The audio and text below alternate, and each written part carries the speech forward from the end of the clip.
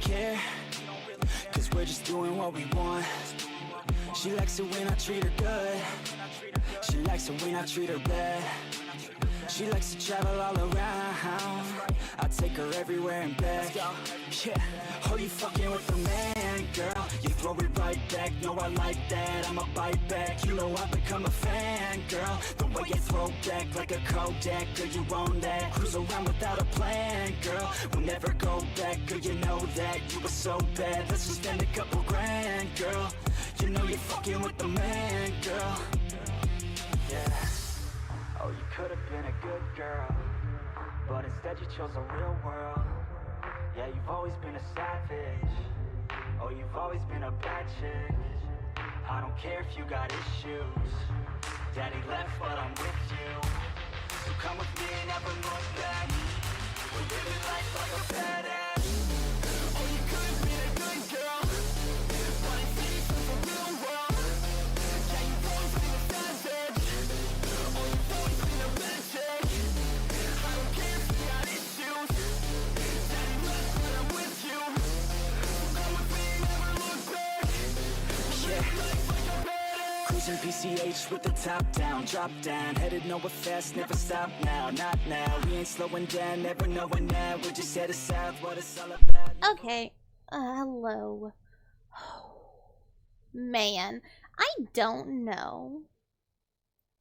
Ariel stream to the old machine. You know, son, it's already been a blast. I had to restart OBS 8 fucking times because it would not stop saying that it was dropping like 85-90% of frames. And so I kept restarting OBS because that's how I fixed it before. It wouldn't work.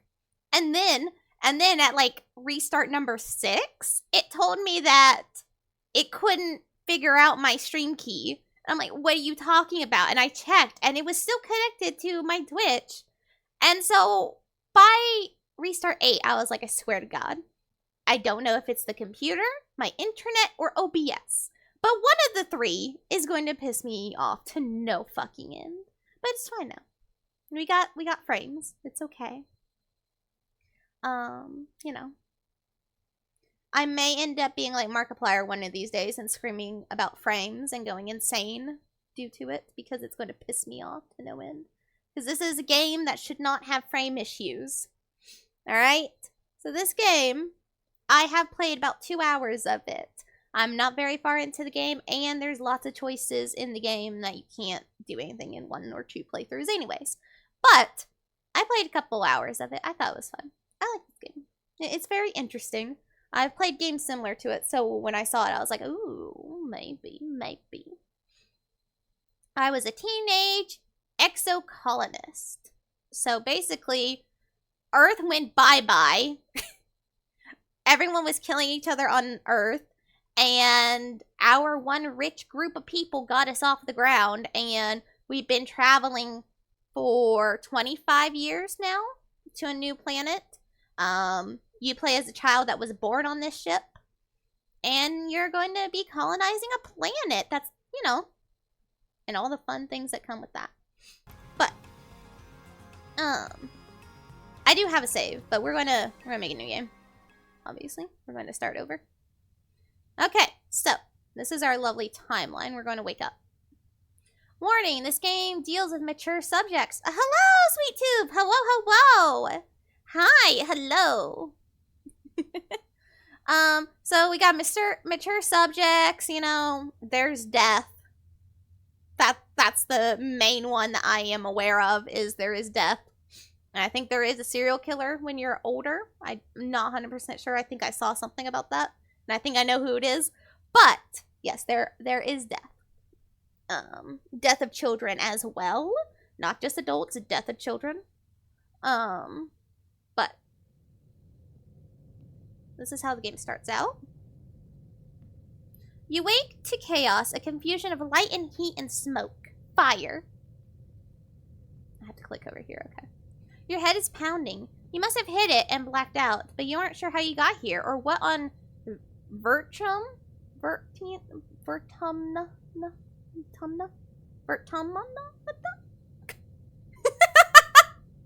I don't know how to say that. Is happening. There's something important you need to remember. Your stomach lurches as the floor crumbles beneath your feet, then collapses. Your body aches and your eyes burn from the smoke. A figure appears through the flames. It's your friend. Your friend? Wait, why can't you remember her name? She's gesturing and shouting at you, but all you hear is ringing in your ears. So, just, like, remember her face, right? Just, it shouldn't be that hard. Just remember her face. Let's climb out. You try to stand up, but one of your legs folds uselessly underneath you. It won't hold your weight. Your friend pulls you out of the rubble. She throws your arm over her shoulder and half drags you towards the door. Through it, you see a deep, eerie twilight, dark blue and cold against the heat of the fire around you. Glow season. Is the game playing? Wait, what? Is it not? Why is OBS being a absolute bastard? Okay, hold on. Oh. Okay, so, hold on.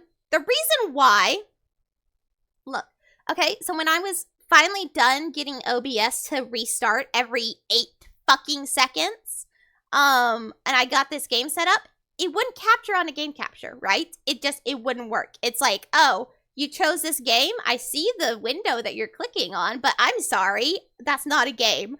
And so it wasn't capturing it. So I did a window capture, and it captured the main menu, but then it didn't change from the main menu, so I just hit the window capture, and the game capture is working.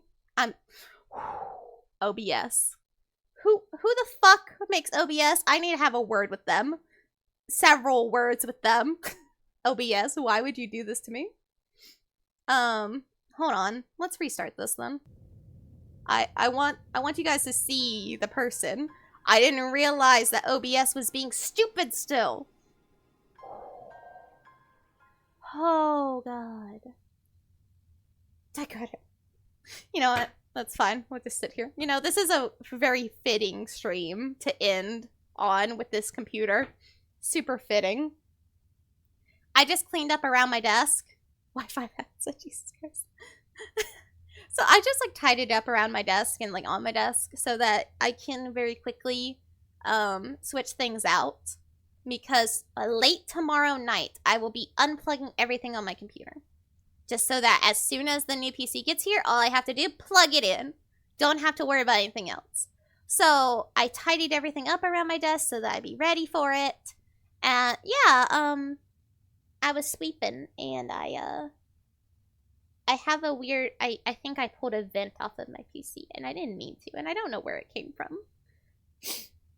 But my broom swept past, you know, I swept past the tower of my PC and all of a sudden this metal fine mesh grid just fell off from underneath it.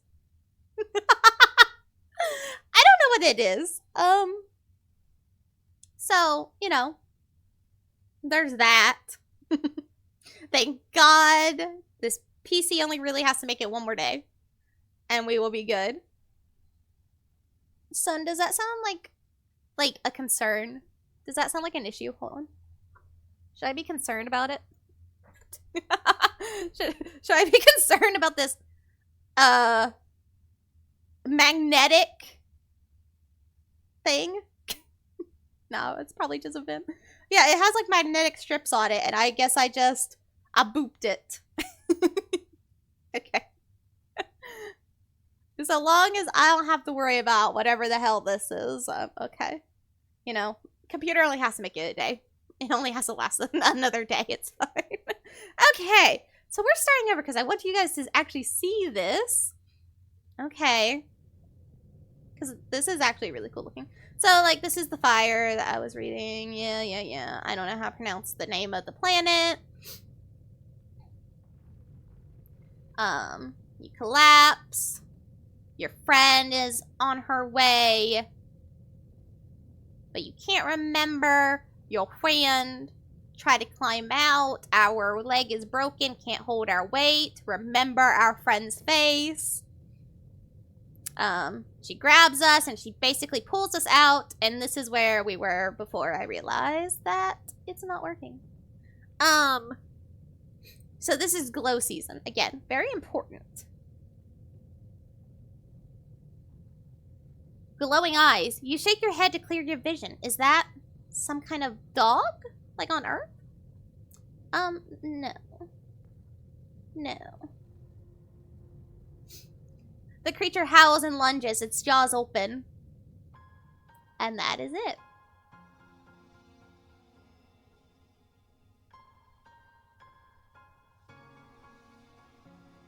So, I will say that this game is on a time loop kind of cycle.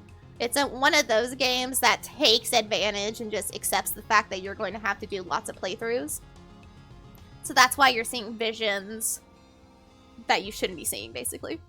You were born on the Stratospheric, Earth's first colony ship. Halfway through its 20-year voyage to a wormhole at the edge of the Sol system. Your parents run the hydroponic gardens, which make fresh air and vegetables for the ship.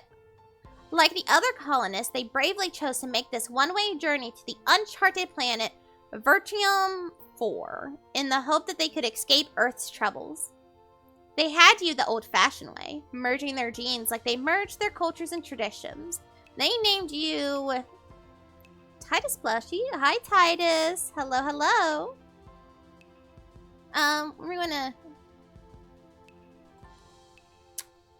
We're going to go with Mimi.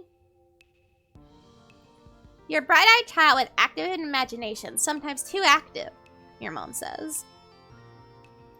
So we're going to go full-on she and full-on feminine. I don't know how much this actually does change, because it does say that this, will affect your appearance in the late teens. I haven't gotten that far in my little solo, private playthrough. You have vivid dreams of things you've never experienced. Dirt under your feet, skies overhead, endless jungles, and strange animals. You wonder if this is what Vertium is really like. Or will be like. Whatever. Alright, so you're given one genetic enhancement. And by age 6, you see the first signs of yours. So, in my playthrough, I did Absorbent Brain because I thought that'd be great. And I don't think it really helped all that much. It depends on what we want to go with for, like, my personality. So, like, if we do Super Strength, we can do all the tough stuff. And, like, fight and stuff like that. I don't really know what some of these others will do. I'm assuming Eagle Eyes will help us with our perception. Ah, I can look at it. Oh, shit. I don't think... Oopsies. Go fight. Well... Oops. I clicked Eagle Eyes. But that does help our toughness category anyways. See? So that's... I think that's fine. Oops. Whoopsies. Your eyes have both eagle and owl DNA. So you have superhuman, long distance, and night vision. Not only can you see all the way to the holo projector from the back of the classroom, but you can read Professor Hull's private holopalm notes. Sometimes they say confidential, which is exciting, but you don't understand most of the big words. The other kids think you're a little weird, except for... Alright, hey, does this one look familiar? Does this one look familiar? She's very young now, but does she look familiar? Because you're all 6 years old now, and it goes up until you're 20. So, this is your friend from that little cutscene, your dream earlier. This is not all of your friends. Because you also have Tangent and Tammy, who's not shown in this picture for whatever reason. I tried to, in my playthrough, I was trying to befriend Dice, right here. He's kind of a little punk. He's hard to befriend. Tangent is his twin sister, and I am, like, friends with her. She's easier to befriend. Not quite that easy, but she's easier. Marzipan, she's kind of a bitch. She's a spoiled rich kid, basically. Cal, he's very nature-y. He likes nature and animals and plants. Anemone, She is very outgoing, you know, sporty, that kind of stuff. And Tammy. Tammy is super sweet. I really... Oh, trust me, I can tell she's a bitch just by the way she looks. Yeah. I don't know, like, how much she calms down later on. But as a child, she's very snobby and stuck up. I kind of want to try and befriend Tammy because something bad happened in my game. I want to try and stop it. So I think I'm going to try and befriend Tammy. The sweet and shy Tammy. She's ugly is what I'm saying. Oh, of course. Of course. Look at Tammy. Empathy, creativity. Okay. Wait, hold on. What? What? What? What do you want? Just realized, yes. What is it? Let me scroll back a bit. To what? What exactly? To the people? To these guys?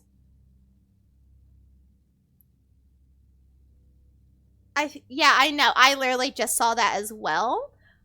I think they're leggings. I think they're leggings. They're like tights. You know? Stockings.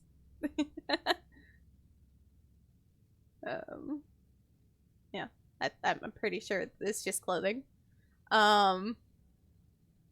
Mostly because it's not colored like the rest of their skin tones. It's colored more like the clothing.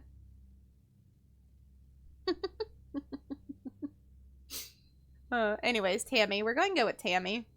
Look how cute Tammy is. She's so cute. But yeah, Tammy. Tammy is the kindest person you know. She idolizes Auntie Seedeet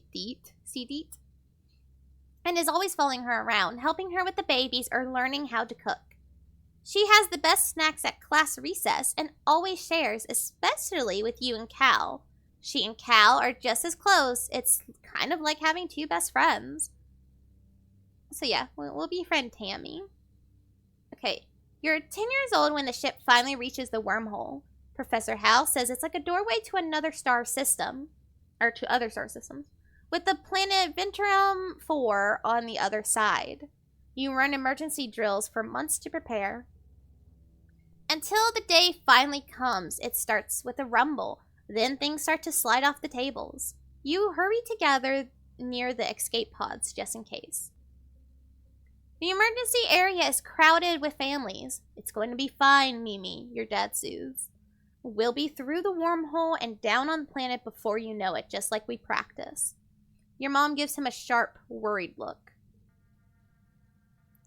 Red emergency lights switch on as a siren begins to sound somewhere distant in the ship.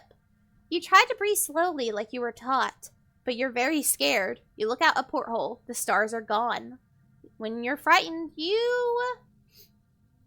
so like we can do either of these. We can't do that. Put on tough face. Let's think of a game to play. Why not? Oh, hell yeah. Friendship with them. You start a game of Rabutin with some of your classmates. You pick the topic, types of fruit. Cal thinks about it. I can name 10 kinds of fruit, he says. Imagine. Titus. Don't say that shit about me. Don't say that. Titus. I can be scary.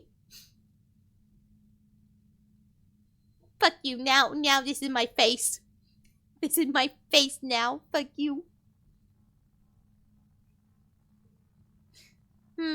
Maybe I can name 11, Dice mumbles. An enemy company encounters with 12. Fuck you. Back. Oh, no. You can definitely be scary.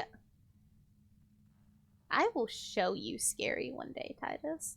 And you know, it's going to be the kind of scary that you fucking lock the door and call the police for. I'll show it to you one day, Titus. You just wait. You just fucking wait. Back to Cal, he thinks again. I can name 20.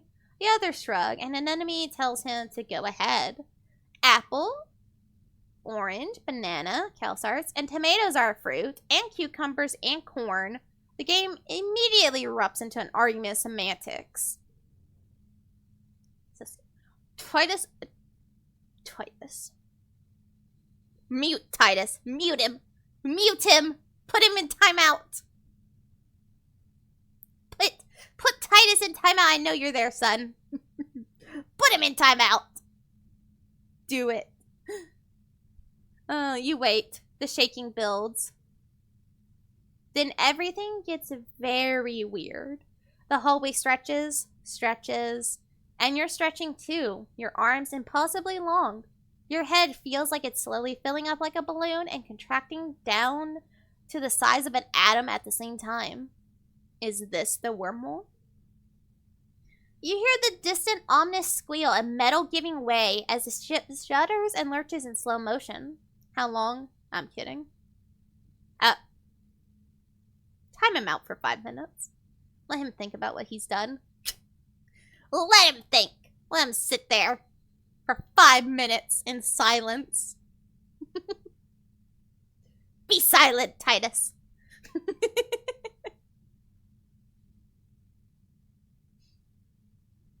Okay, you hear a distant... Yeah. The weirdest part is a sense of deja vu. You're sure this has happened to you before, and you know, somehow, that everything is going to be okay. I regret nothing. God damn it. The shuddering reaches a crescendo. You hear an impossibly loud crunch and feel weightless for a few seconds before gravity slams you back against the wall head first. You black out. As you slip unconscious, you feel yourself twisted out of time. It's today, yesterday, and tomorrow all at once. And more than just one tomorrow, lots of them. Different tomorrows. You find yourself in a place, by the way, Titus, this is Mars, when she's older. This is Mars. Her name's Marzipan. You find yourself in a place that you know from your dreams. It was clothing, Titus! It's fucking clothing! Tilled fields, dramatic ridges, and a stranger, but also not a stranger. Grinning as she grabs your hand. Hurry up, she says. I'm not gonna let you miss this. Ain't believing until I see. Oh my god. Distantly, you can feel the ship's shaking has stopped, and hear your parents' worried voices. Feeling safe, you slip further into a warm embrace of the stars. You drift. Gradually, your consciousness reforms. You wake up in the medbay. The medbed, okay, under you plays a soft tone. An automatic voice speaks. 2 weeks have elapsed. The patient's cranial injury has completed healing. Jesus fuck. They may now be safely discharged. As the fog lifts from your head, you realize something seems different about this room. It's so bright. You try to focus on the window. Something is definitely different.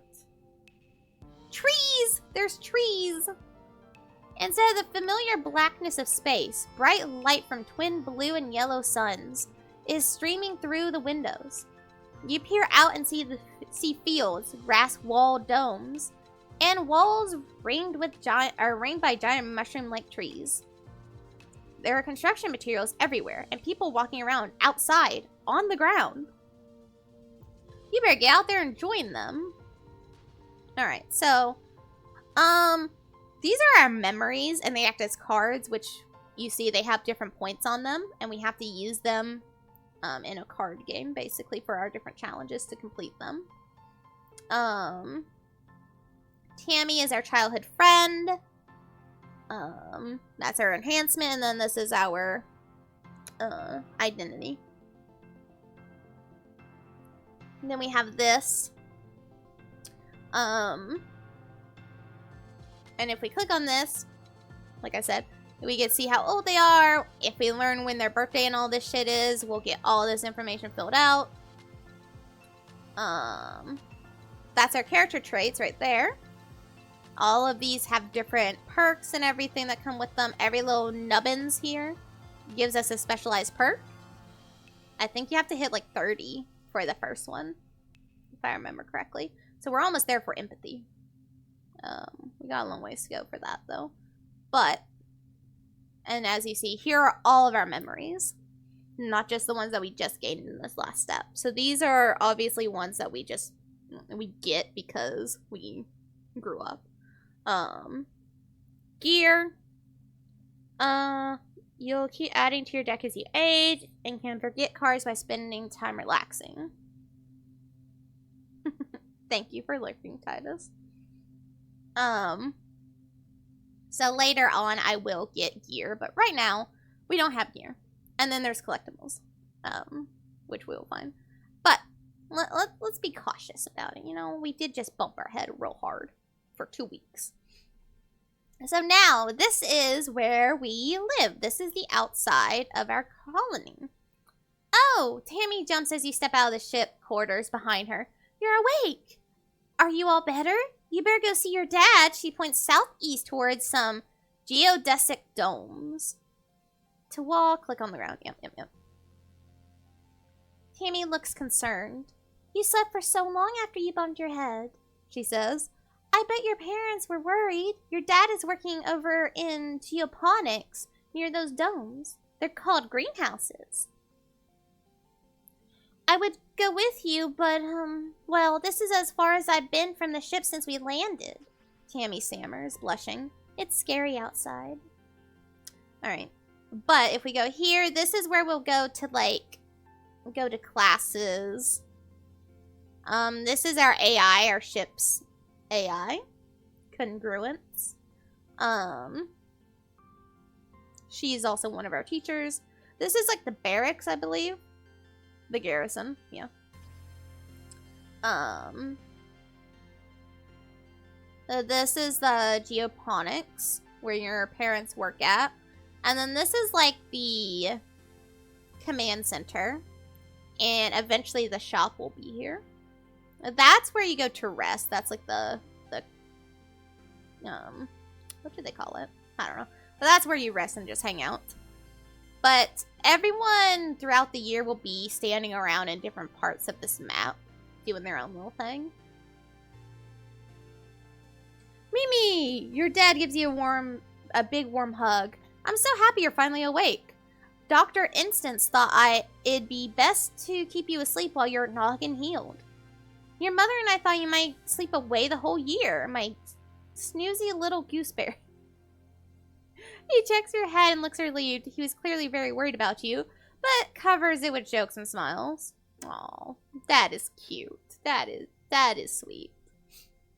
Welcome to this fucking planet that I don't know how to pronounce, he says, gesturing to you. You've never seen the stratospheric from the outside, except in pictures.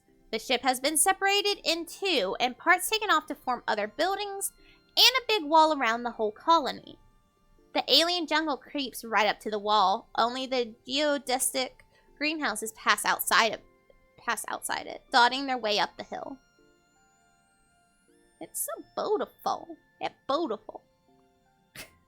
I'm glad you agree, he says. Your mother and I, we've been waiting a long time to see grass and trees again, even if they are purple. Oh, before I forget, he pulls a package out from his satchel and hands it to you. You blink and stare at it blankly. Don't you know what day it is? He asks. You honestly don't. Oh, God. I'm sorry. You honestly don't. You remind him that you've been asleep in the medbay. Happy birthday, he shouts, wrapping you in a warm hug. Your birthday already? Thank you. Thank you. Thank you. Thanks. You feel a dizzying sense of deja vu. You stare hard at the wrapped package. You know exactly what is in there. You remember it. No, you dreamed about this package some years ago on the ship. Inside will be a small medallion in the shape of a sun that your dad made by hand. Tell him you know what's in it. You describe the medallion, and your dad tisses as he hands you the package. Aw, who ruined the surprise? Was it Sheik? I bet it was Sheik. They hate fun. He grins and adds, don't tell them I said that. No, Dad, that's not what I meant. You start to explain that nobody told you, but someone shouted your dad's name. Listen, I'm so sorry, Mimi, he says. But I have to get back to work. There was an accident when you landed, and... He stops himself. Don't worry. We're going to fix it, your mother and I. Professor Hall is expecting you in classes, if you're feeling up to it, your dad says, pointing west to the engineering wing in the rear end of the bisected ship. Then he points to the large doors you came out of earlier. Or you can relax in our corridors until you're feeling better. We'll talk later tonight, he says, then kisses the top of your head and ruffles your hair. Have a wonderful day, a wonderful birthday, Mimi. I love you. I love you too, Dad. Alright, so I already know how to do that.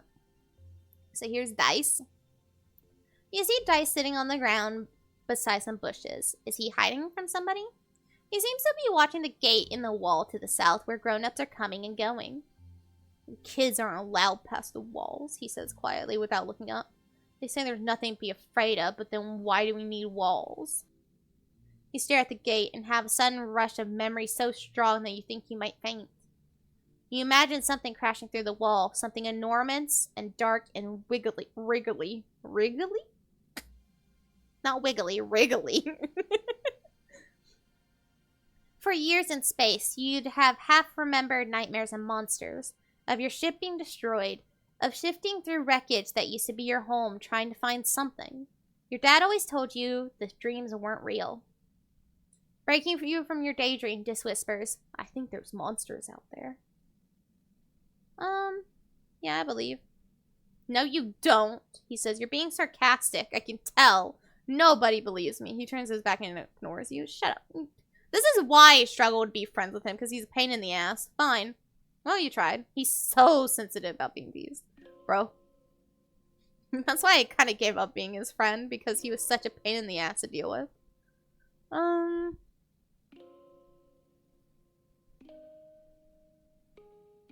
Okay, she's out. And there's nowhere to grab stuff. Hi, Mimi! Anemone seems really at home here. She's rolling a sports ball around with her foot, making patterns in a weird blue snow. This stuff is different from snow on Earth, she tells you. Because it isn't cold, but it's still neat. You can make stuff out of it. Your foggy head clears a little. Anemone is simple, physical, real. You always feel grounded near her. What are you making? Just snow spirals, she says. But earlier, me and Cal made a big snow pal. You missed it while you were sleeping in Medbay. She smiles her broad gap tooth smile at you. Now that you're awake, we can play. Why aren't you in school, girl? She smacks her forehead. School! I wonder where everyone was. Guess I'm gonna be late for humanities class. She does not look very worried. It's okay, she says. Professor Hall is chill. He won't mind. But we should probably go now. She grins and starts running towards engineering. Hey, race you. No fair skiing a head start. But then she doesn't actually move, so it's fine. We're right here, though. Alright, so we can choose different things. So we're going to go to humanities, since that's what they currently want us to do. Welcome, Mimi. Professor Hall greets you. I hope you're all warmed up and ready to study the glorious humanities. History, literature, language, media, and philosophy. And yes, if you're lucky, we'll have a little ancient earth pottery too. He seems excited about that last bit. By the way, if anyone is interested in taking engineering classes, please register through Congruence's scheduling system when you have a chance. She'll be helping me teach them. Today's assignment is an easy one, Hall says with a yawn, because I was up late repairing Congruence's sub-terminal and I could use a nap. I'd like you to write an essay on what the Vertrium colony means to you. Friends are all here. You're about all your buds and the fun things you do together. And it pisses off Mars because you didn't write about her. When Hall wakes up from his naps, he asks a few students to read their essays to the class. Mars is annoyed that you hardly mention her. Well, you aren't really friends, so... Alright, so this is what I was talking about. Basically, we want all of the same numbers together, and all of the same colors together, and in ascending order. So see, like, that's a flush for the same color, same number, and then same color. We'll see. That's how we do it. But yeah, we get stress every time. We get our skills increased.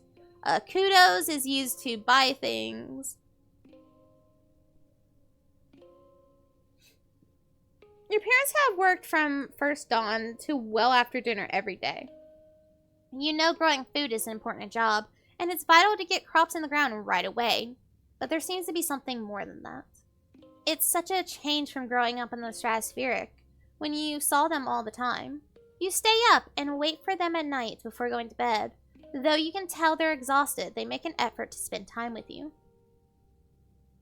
I'm sorry we haven't seen much of you, little gooseberry, your dad says. Your mom watches you as she works a pebble out of her gardening tiller, which also serves as a crutch. How have you been holding up? I learned stuff, I guess. I learned that Mars is a bitch. That's what I learned. I'm glad to hear that, your mom says. I want you to study hard, work hard, and stay out of trouble. Yeah, Mom, okay. Your dad smiles. And Professor Hall will give you kudos if you get good grades. You can spend those at the depot once it's open. You know, says your dad, raising an eyebrow at your mom. I think there are lots of different ways to learn. And school is just one of them. You can learn from working on a hobby or by helping a friend.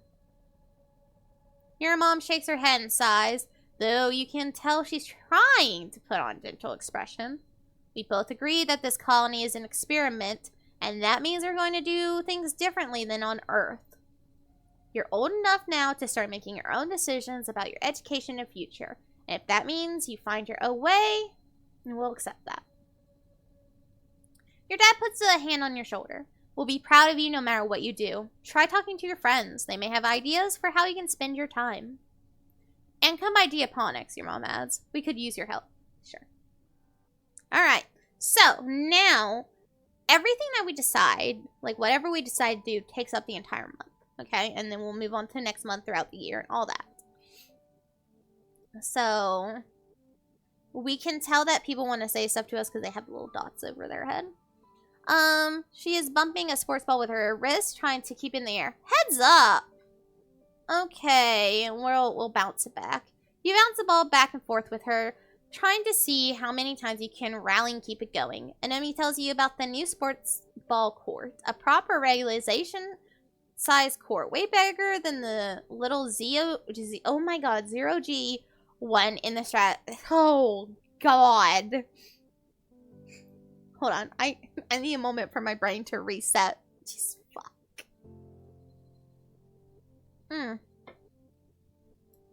Her brother Calm is coaching the junior sports ball team this year. You Christ, girl. He's so great, she says. He's good at everything, especially spiking. He's coaching me to play awesome like him. You should come join us. So now we can play that. Okay, so they want to talk. And Mars wants to talk. Alright, Mars, hey. A sharp whistle interrupts your thoughts. Hey, Mimi! Mars calls out to you. Come here, I have a job for you. You walk over to Mars, who's sheltering from the snow under the ship's overhang. It's so gross here, she complains. This spark snow would ruin my good clothes. At least on the ship we had climate control. Ugh.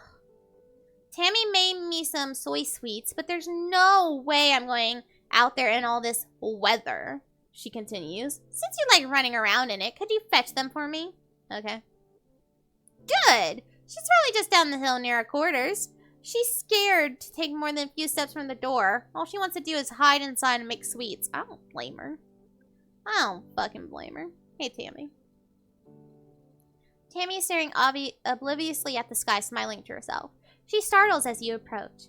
Oh, hello, Mimi, she says, putting her hand to her chest. Do you need something? I'm here for the soy sweets. Tammy smiles at you. Oh, it's so nice you help out Mars. She's a very important person, you know. She hands you a box wrapped in a pink and yellow scarf. One order mango soy sweets made fresh this morning, she says. Please tell Mars that she can have the scarf back, okay? She used some of her kudos to nanoprint it for me because it's so dusty here, but I think I'm getting used to it now. Tammy smiles again and tucks her hair behind her big elven ears. Mars is so cool, she says fondly. Sometimes she's kind of bossy, but I know she really cares, too. Whatever you say, girl. What you want? You, Tammy, sitting quietly near the entrance to the lounge. You've known her for, well, your whole entire life. Back on the ship, you used to play with her. Why not? Tammy had the best doll collection. After her mom died, her dad used all of his nanoprinter creds to print her a different doll every month for a whole year. Her ears perk up when she sees you. Oh, hello, Mimi, she says. Her voice is soft and dreamy like a beam of starlight. Do you want to play dolls? Yeah, sure. Why not? You don't think Tammy will ever be too old to play with dolls. If anything, she has even more of them now. She takes you to her quarters and brings out the entire Spacey Stacy doll collection. A disturbingly realistic baby with real butthole movements. Oh. And two super fancy posable dolls named Lily and Tilly, who can be programmed to move on their own. Tammy isn't very good at the programming, so Lily and Tilly just roll around awkwardly when you turn them on. You cover quickly by saying they must be breakdancing at a club. The two of you spend the afternoon making up stories of their rise to stardom as professional dancers. Alright, so let's go take this. Hey, Mars. Here you go. Here. I do I want to be a bitch? You know what? I ate them.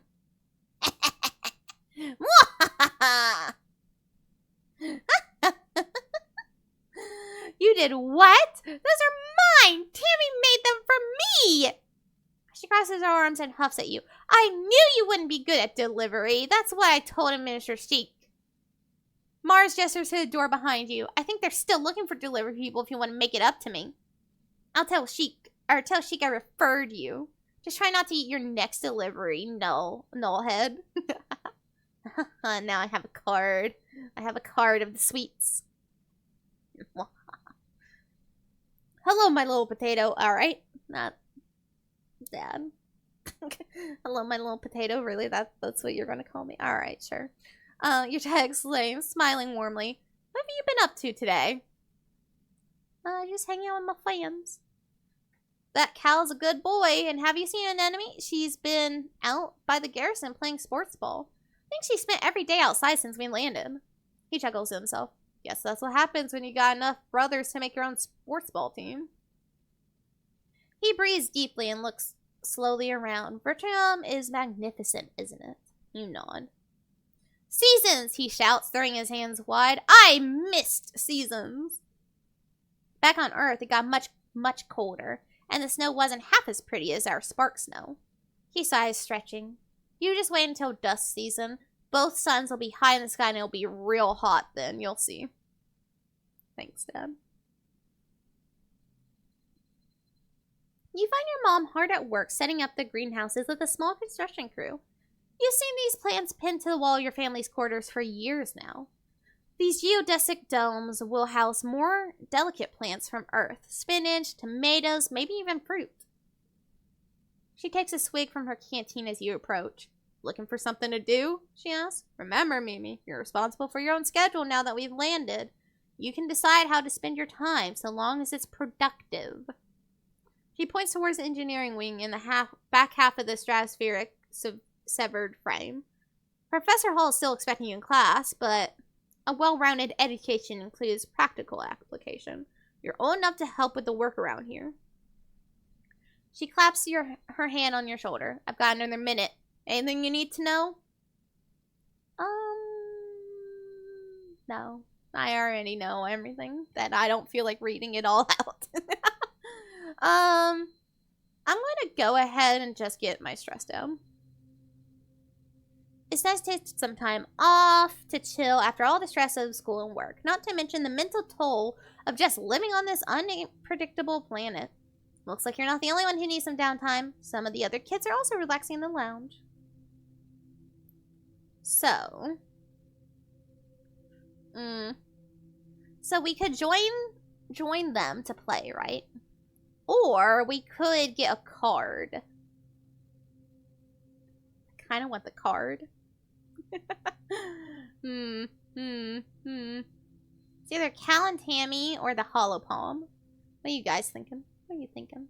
Hollow Palm or Cal and Tammy? Ugh.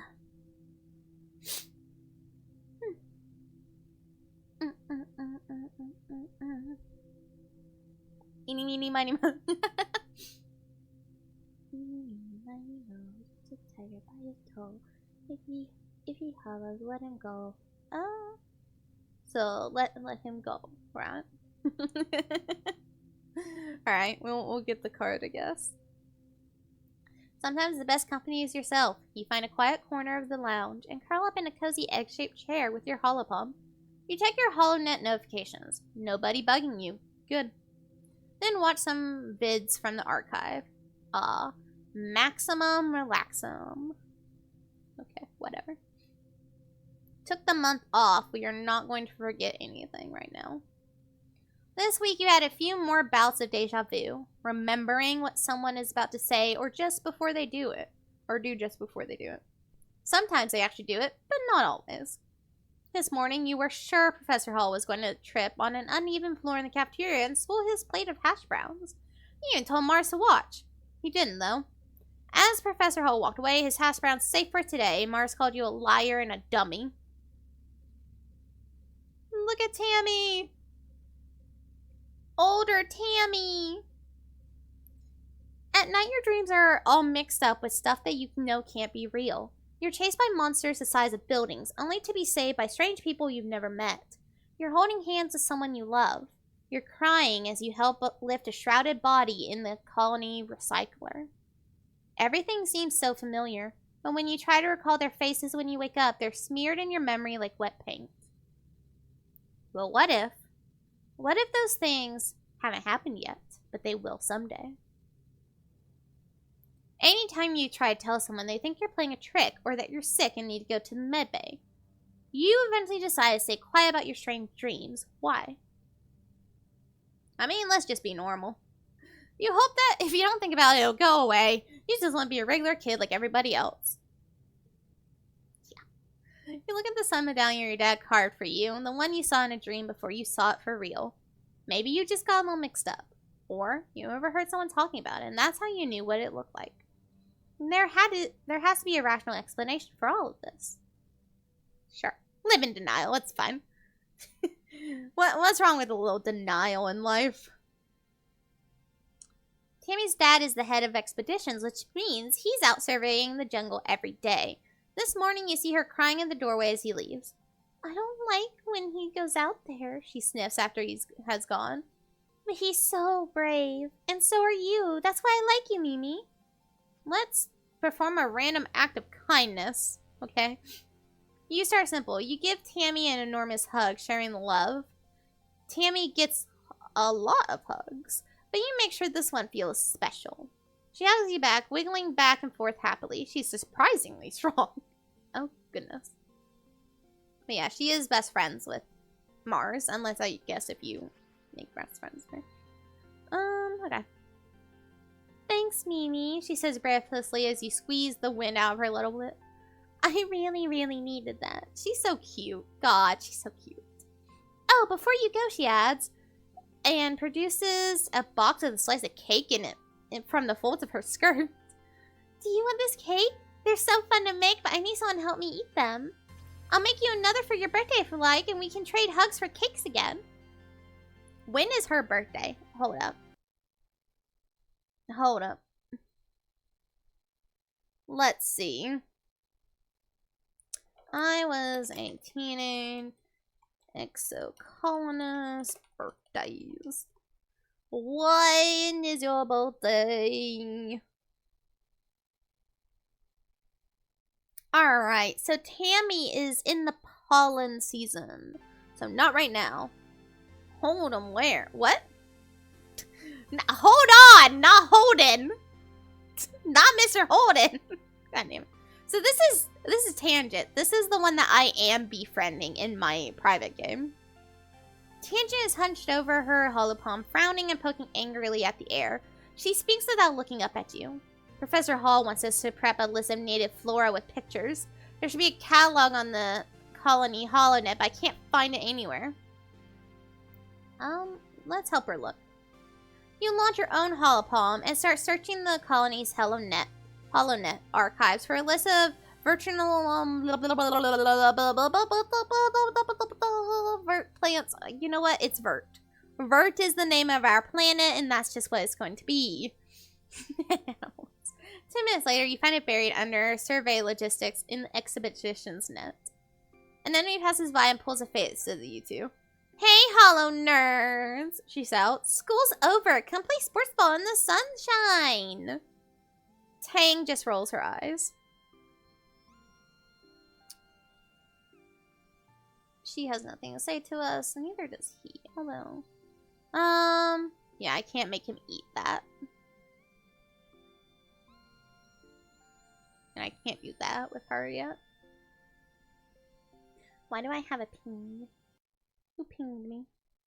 Adult pinged me. Oh, okay. Okay, this is Cal. We haven't really seen him yet. Cal is riding around the geoponics garden on his hoverboard. The board comes to a sudden shuddering stop on the rocky ground in front of you. Cal falls off, but catches his balance before he eats dirt. Hi, Mimi! Real ground is way harder to hover on than ship floors. There's bumps everywhere. We all have to adapt. Yeah, Cal exclaims. Things are actually way, way better planet side. Hovering outside is rad. Look at this. He runs over to a small depression in a nearby hill and presents it like it's something amazing. Look at this. It's a skate bowl. I'm in danger. Why are you in danger, Jordan?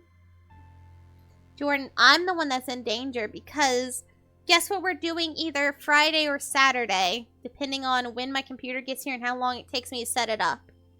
You want to know what we're doing when my new computer gets here? We're suffering. We're suffering and playing Elden Ring on stream where everyone's going to tell me how I'm doing every little thing wrong and I'm so not looking forward to it. They're going to tell me I'm like fucking, like my, I don't know. They're going to tell me everything's wrong. Not looking forward. Don't want to do it, but it's fine. It'll be okay. You'll do fine. I don't know about that. I only got on for a little bit to try and, like, memorize my controls again. So that I'm not so slow at my controls. And play around with new build that I did. It's probably god-awful and I'm probably going to die a lot in the DLC and then switch back to my katanas. But for now, though, we'll say that it's doing okay. Cool. Can I try kill? Sure, but, please be careful. Mom says if I break my hoverboard, we can't make another one. You take turns riding around the bowl, trying to get up enough speed going down one side to come back up the other. You don't land any tricks. It's hard just staying on the board on this uneven ground, but it's still fun. Alright. So I believe that is everything. We're really close to the empathy one. So maybe just spam for empathy. No. Okay, that doesn't work.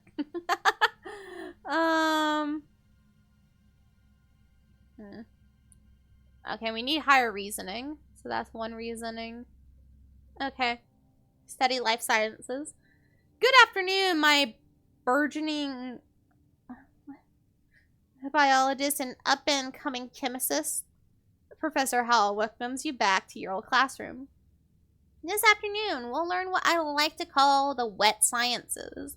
He gestures to his hollow projected lesson plan. Biology, chemistry, medicine, ecology, and geology. You'll learn a little bit of everything with opportunities to further study in your favorite field. If you're looking for something a little drier, try registering for engineering classes. Harder challenges. We do have hard challenges as it is. I don't want everything to be difficult. So basically, we do like that, that, that.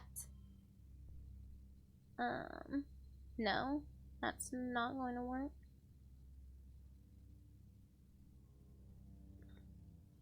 Hold on.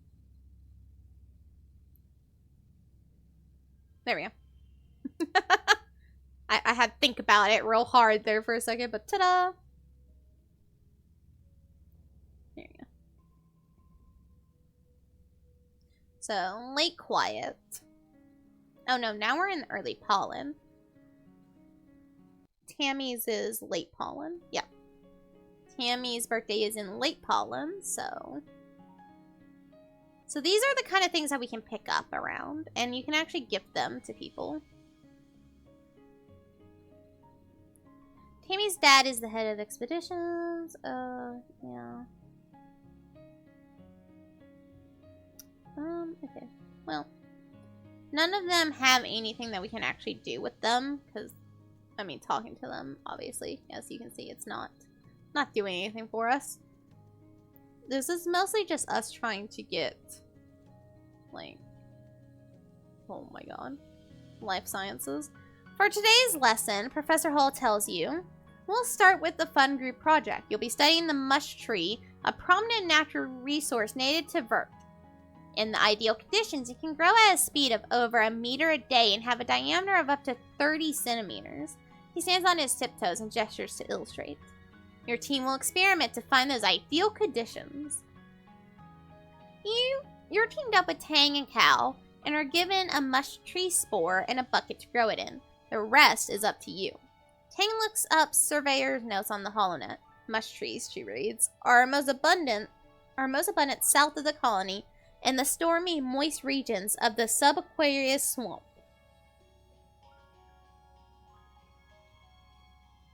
What if we use water instead of soil, Cal suggests, like they do with hydroponics? Tang nods. If they like wet weather, that might work. Mimi, do you have any suggestions?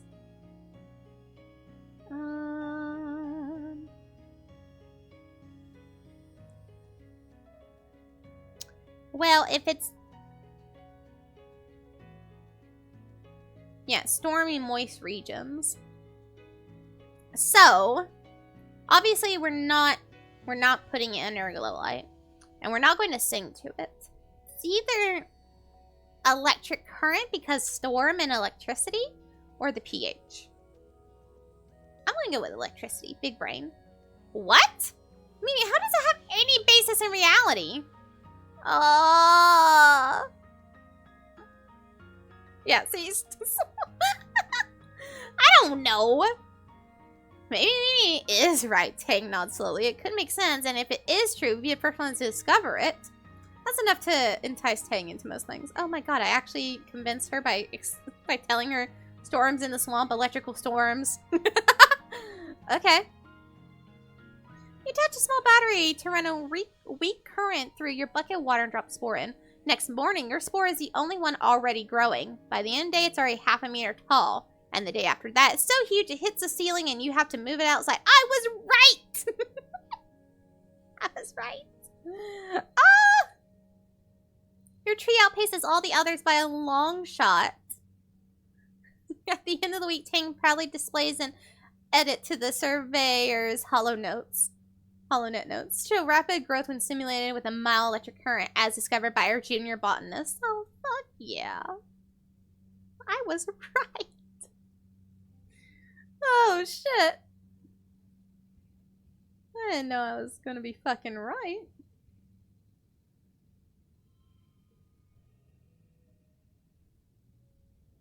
Oh, yeah. Got friendship with her because of it.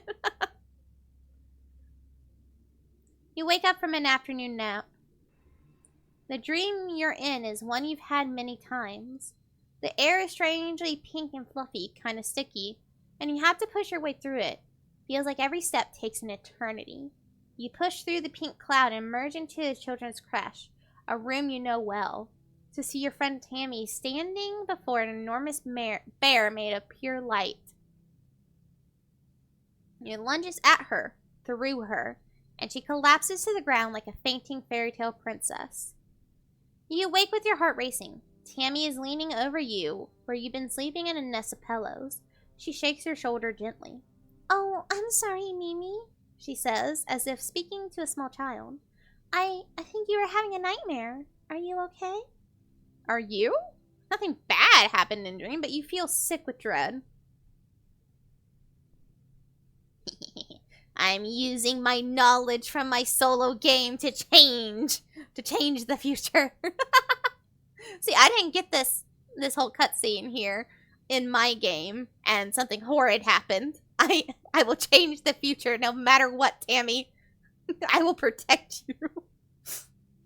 Since you're awake, you should visit the cafeteria. Auntie Cedit is making a new kind of candy. She says it's made out of cotton. Isn't that weird? I have to go tidy the creche first, and then I'll meet you there. Save some for me, okay? No! No! No! No, please, please tell me I can stay with her. I have to, yes, from a past life, yes! Yes! I fucking knew it! Okay, so. Oh, wait, from a past life as in, is it already recognizing that this is my second game? Even though I haven't finished a playthrough yet? Oh, well that's interesting. That is something new. Okay. I didn't think it would recognize since I haven't finished a different playthrough yet. She skips off towards the crash, humming to herself. You feel groggy and you need a minute to clear your head. That dream. Go save Tammy! Now! Do not let Tammy die. Tammy died in my playthrough and I was so sad. You sprint down the hall to the children's crash where the little kids play and learn during the day. It's empty. All the younger kids are probably off eating candy with Auntie Cedit. You spot Tammy tidying up some drawing supplies near the craft bins. Above her, a hollow projector displays an enormous floating teddy bear made of purple light. It bobs silently in the air. Mr. Bearsworth, a decade of happy memories playing with it, flashes through your mind in an instant. Tammy stands on her toes and reaches for the switch to turn it off. You slam into her, knocking her off her feet into the ground. At the same time, the hollow projector sparks and explodes. The bear disappears and the whole room goes dark. I saved Tammy! I got the achievement! The princess and the bear! I saved her! Yes! Tammy! In the dim emergency lighting, you see Tammy's eyes wide with surprise and fear. She sits up and rubs her elbow, staring at you. Are you hurt, girl? Are you okay, small child? I know I'm currently a child technically too, but are you okay, small child? It's okay, she sniffles, looking like she might start crying. Why did you do that? I just saved your life! What do you mean? Did you not see that thing fucking explode? Girl, don't even start. My life, she says. She peers into a dark room, even more frightened. How?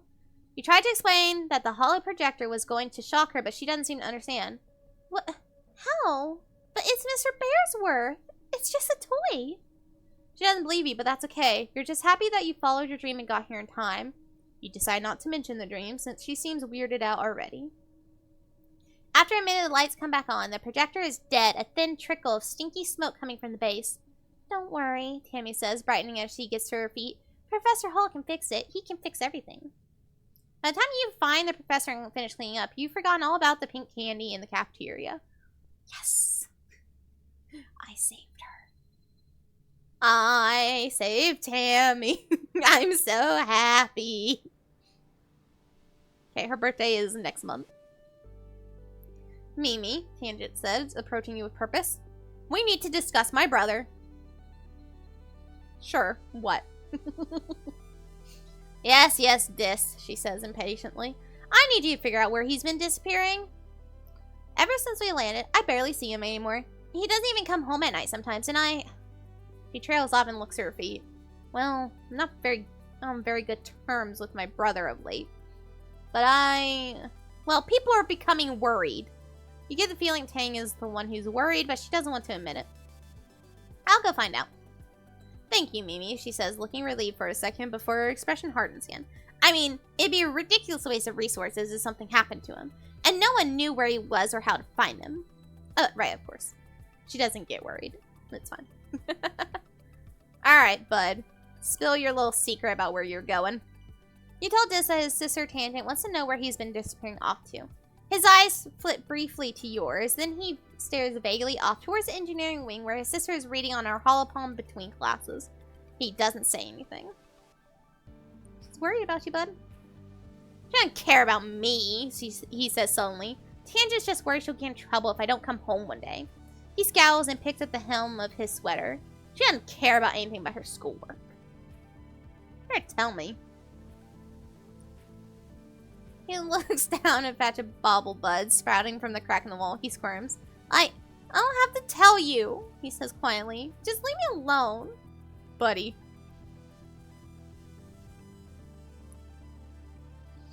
Damn it.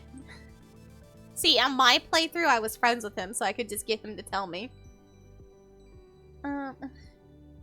Girl, what you want me to do? I can't. Oh my God. Tammy! Hey, girl. Tammy's sitting down in the grass with the baby on her lap. They're playing nicely with some flowers or a strand of beads in Tammy's hair or something. Tammy keeps gently removing her hair from the baby's mouth. Oh, Mimi, she giggles as you join her. Aren't babies the best? I like toddlers and children, not babies. There's so many new babies in the creche. You'd think that we were starting a colony or something, Tammy laughs. But the parents are too busy doing other work and somebody needs to take care of all the little ones. She looks down lovingly at the baby who's now sucking on a part of her skirt, getting it good and damp with baby drool. You could help out too. It'd be fun. The baby chooses this moment to spit up a big puddle of pale yellow liquid onto Tammy's dress. This is why I don't like babies. Oopsies, Tammy coos and picks up the baby, then she holds him out towards you. Could you take him for a minute while I find a towel, Mimi? The baby hiccups and rolls her eyes. They still look a little queasy to you. Okay. You hold the baby against her shoulder and pat their back the way you'd seen parents do sometimes. They let out a satisfying loud belch and you feel a trickle of liquid run down your back. Ugh. Ugh. God, I hate babies. But you don't care because there's nothing better than that fresh baby smell. Why? Why do people say babies smell good? I never have thought that babies smell good at all. I don't get it. I don't get the appeal. Ugh. It's gross. I think babies smell gross. You decide you might take Tammy up on that babysitting job. Sure, whatever. What are you saying? Let's see. Dad wants to talk to us. You meet your dad adjusting a watering pot in your mom's flower garden. He's having a sneezing fit, his eyes running and red. You're alarmed. You've never seen him look sick before. People were hardly ever ill in the stratosphere, except sometimes when those zero-G rooms made them queasy. Not to worry, my little beanstalk, he says nasally. I'll be fine. It's just this pollen making my head a little stuffy. He wipes his nose with a handkerchief and looks around. Everywhere you turn, the air is soupy and tinged with pink from all the floating pollen. On Earth, your dad tells you, we used to call this hay fever. Even though it had nothing to do with hay, your mom cuts in, carrying a large bouquet of flowers. The flowers seem to be in full bloom this time of year. She buries her nose deep in them, and they smell fantastic. Your dad smells kindly and agrees that they sure are beautiful. Then he blows his nose loudly. Let's just snip flowers. Why not? They do smell good, and they look harmless. Your dad's eyes look so sad, but maybe that's just the allergies. I get it. I look sad too when I'm having allergy problems.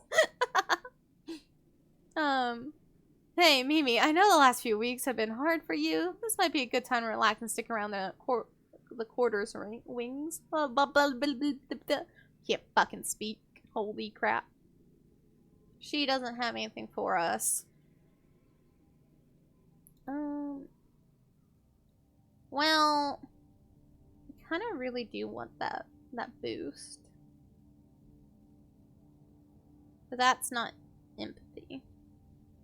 Right. That's right. That's right. That's right. We want reasoning, though, to get the engineering as well. You and your classmates spend some time studying samples of the seasonal pollen under a microscope. You learn that it's small and weird looking, and it looks like a fingerprint. Wait, No, that's your fingerprint. And possibly a crumb from lunch. Chief Engineer Instance is, unsurprisingly, not interested in your findings. Fair enough. Fair fucking enough.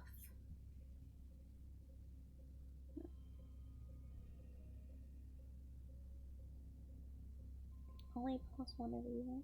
Yeah, getting this reasoning up is a pain in the ass. Okay, but it's late pollen now, which means it's Tammy's birthday. Where is Tammy? There she is. Tammy! Oh, she has allergies. I have a present for you. A birthday cake? You remembered!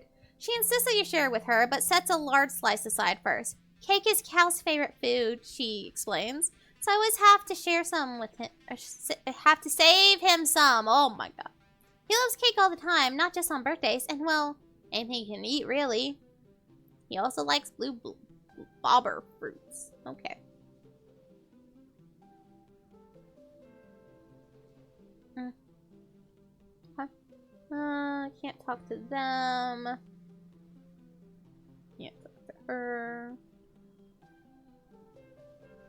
Nothing here. I want to go out here, because this is how this is leaving. He's going out that pipe. But I don't know how to do that. So what does this give us? Empathy. That's what we want. Hello, Mimi. Auntie Seedant greets you. Oh, sweetheart, I'm so happy you come back to help. You know this place well, the creche. Part preschool, part all-day daycare. You practically grew up here. Cared for communally while your parents worked their shifts. A few kids even live in the creche full-time. In a way, Antecedent, aka Anne, aka Auntie Seedant, is every kid's mom. Antecedent, really? That's her name? Okay. You know, I guess I shouldn't be surprised. The smell of craft glue and clean blankets gives you a calming sense memory of all the happy time you spent. Okay, that's a weird sentence. Okay, whatever. Tammy is here too, gently rocking a drowsy baby against her chest. She looks at ease here in a way you don't usually see. You're going to babysit too? She asks in an excited stage whisper. You'll love it. I won't. Another child. Suddenly, a bundle of wild hair and pink overalls runs straight into you, nearly knocking you over. Almost more kitten than kid, the child grabs your leg and stares up at you with unblinking green eyes. Watch that one, Auntie Seedant warns. You remember Nougat? She's turning out to be quite the handful. Why don't you start off by getting her to go down for a nap? Okay. Let's play a game with her. Sports ball, she shouts and puts an extra bouncy inflatable ball from a cubby hole. You show Nougat how to balance it on your head and bounce it gently up and down. Of course, when she tries, she bobs it with such force that it flies across the room. She chases after it, clapping excitedly. Nougat makes a beeline for some of the older kids who are playing with a Creatobot. She charges in, picking up the bot and hugging it, causing it to flail, whirl, and knock both her and itself over. By the time you get to the scene of the crime, there are tears, and other kids are upset about their broken bot. The commotion attracts the attention of Auntie Seedant, who swoops in with hugs and tissues. Within minutes, she has it under control. Whoops, she says, hauling Nougat up onto her hip with ease. Just a little mix-up, don't worry, everyone. Mimi will get that bot fixed in a jiffy. She winks at you with a warm smile. Yeah, sure. Look, I thought because she was super, you know, energetic, that it would work. Let me do that. There we go.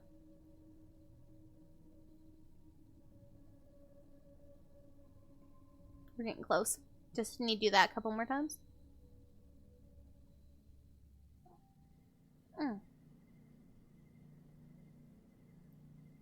Change spots again. Okay. Da da da da. Da da da da. Oh, mushroom log. There we go. Da da da da da da da. Guess we going straight back in, because I want that empathy. Most kids in the crash go home at the end of the workday to be with their parents, but some live there full time. Anne's triplets, for example, as well as the orphans from the wormhole crash, and children whose parents have simply opted to have them raised communally instead. You've heard that orphans on Earth could be troubled, but here in the crash, everyone is cared for equally. They're lucky, in a sense. In the crash, they have a huge family and so many siblings to play with. You and Tammy are putting 2 of these crash kids to bed. Tammy is cuddled up with one of them, reading a book out loud. Tonight's story, Tammy begins, is about a little VacuBot named Litter. One night when Litter was charging, there was a power surge in her charging station. Zap! Tammy tickles the children for emphasis. And the next morning when Litter woke up, well, instead of cleaning, she decided to go on a grand adventure. Tammy makes the story up as she goes. She has the VacuBot venture all the way out of her geoponics dome to the other side of the colony to meet her cousin bots in engineering. But everything goes wrong and the little VacuBot gets scared and lost. After Captain Udicott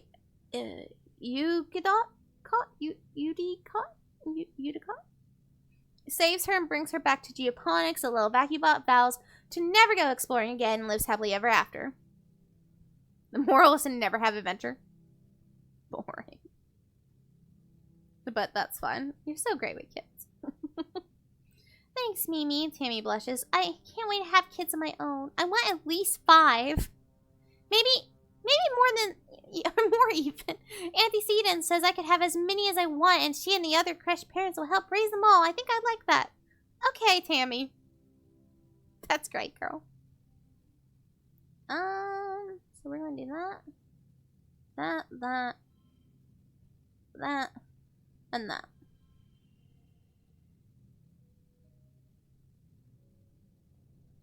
Almost. Need to one more time. Time for Vertnelia, whatever. The council has called a festival to celebrate life here. Right. In Earth's history, Etiquette begins, and then she clears her throat and waits for everyone to quiet down.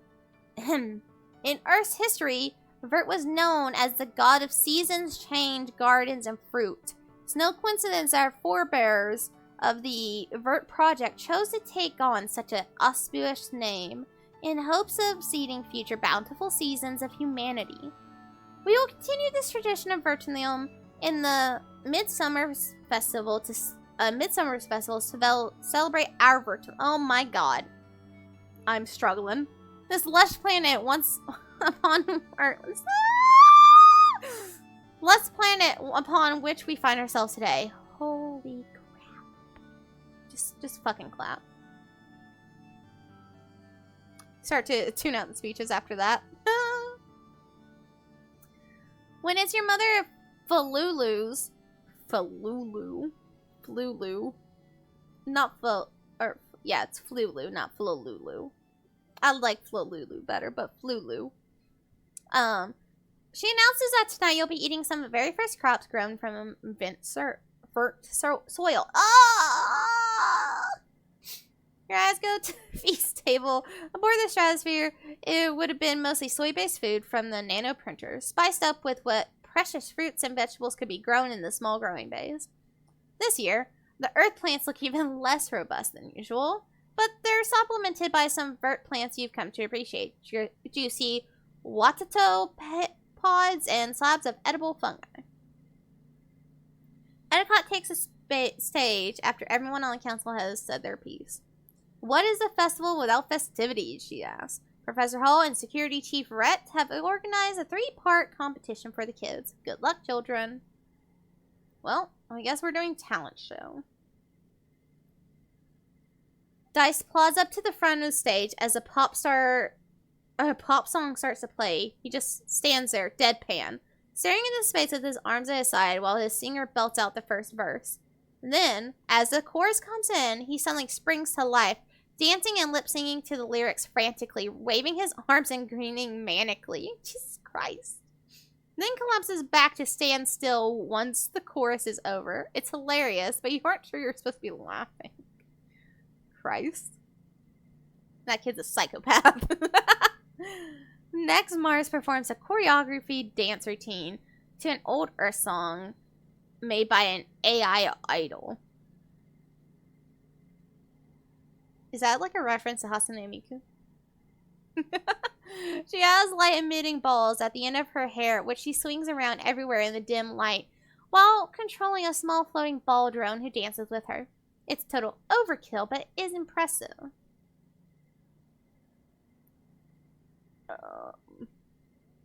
Comedy routine.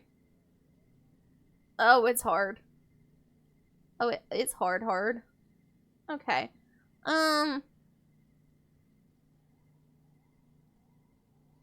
Right, so if we do that, though. Okay. No, fuck. Oh, no, that's not going to work. Because I want that, right? Okay. No, God. Oh, God. There's that. We are so not getting it. +1. Oh, no. Okay, that still gives me the same. Hold on. If we do that, no, that's not gonna work. Oh, God. And I can't even push through because I don't have enough. Okay. My cards currently suck ass. Right. Hold up.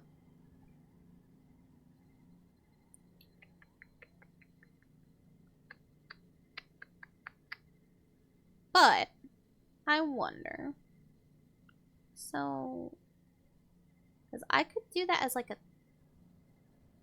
3, right? Huh? Where did my card go? Oh, fuck. It just doesn't work. What happened to my card? It didn't give a +2 on anything. What? Huh? What? Where did you take it?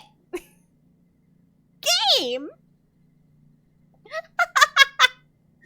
So basically what happens is with these up here, you're supposed to take them and drag them on top of a card that you want them to affect. I was just like hovering over it to see, like, to remember what it does, like trying to plan it out. And it disappeared. It just fucking disappeared on me. Okay. So, we definitely cannot do this in any way, I don't think.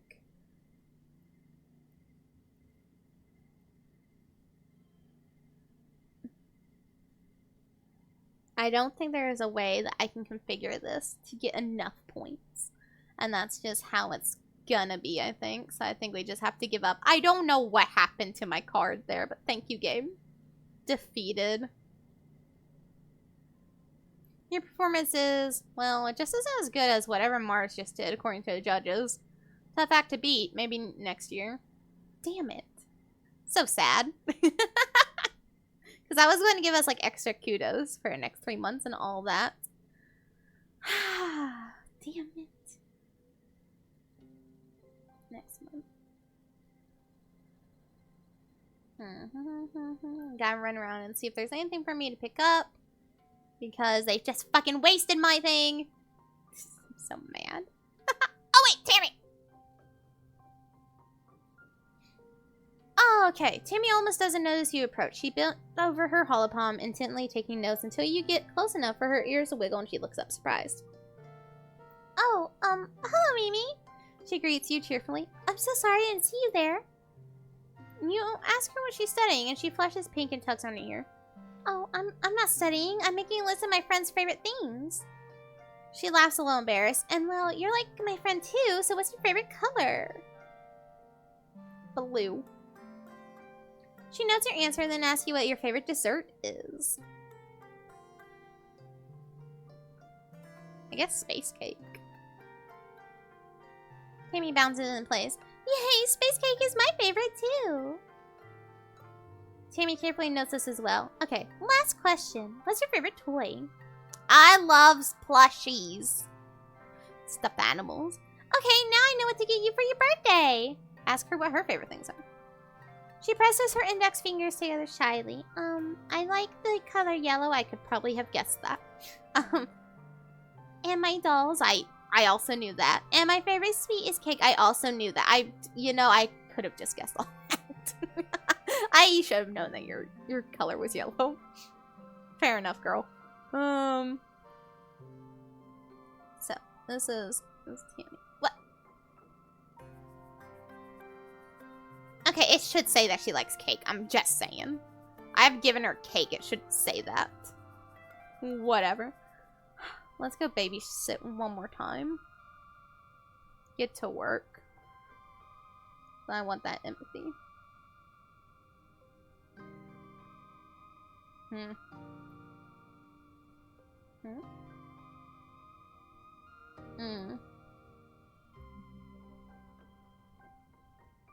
There we go.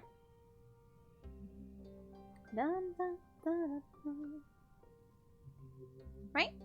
Oh my god. Does it have to be 35? One more time. One more. Run around. Look for stuff on the ground. Do. There's fucking nothing. That's fine. Let's just babysit. Back on Earth, you know humans used to have babies willy-nilly with very little planning. Here, making a new human requires approval from the council, and there haven't been any new babies since you landed. The one in your arms was born shortly before you passed through the wormhole. You hold the youngest member of the colony with reverence, staring down at her sweet, chubby cheeks. She's just a bundle of blinking, mildly confused joy, gazing sleepily up at you. She wiggles like she wants to get free from her swaddle. Don't fall for her tricks. Yeah, you know what's up. After a few minutes, the struggling baby tires herself out and her eyes slip shut. Success! Nap time. Tammy walks over to see how you're doing. Aww, she exclaims. It looks like she likes you. Let me take her and put her down, okay? She takes the baby and sets her down in the crib in the quiet room, then comes back and gives you a sunny smile. Well, we'll see how long that lasts. It'll be tough when all the babies are grown up and no one takes naps anymore. I'm going to miss quiet time. I'm going to miss the babies the most, though. I love babies.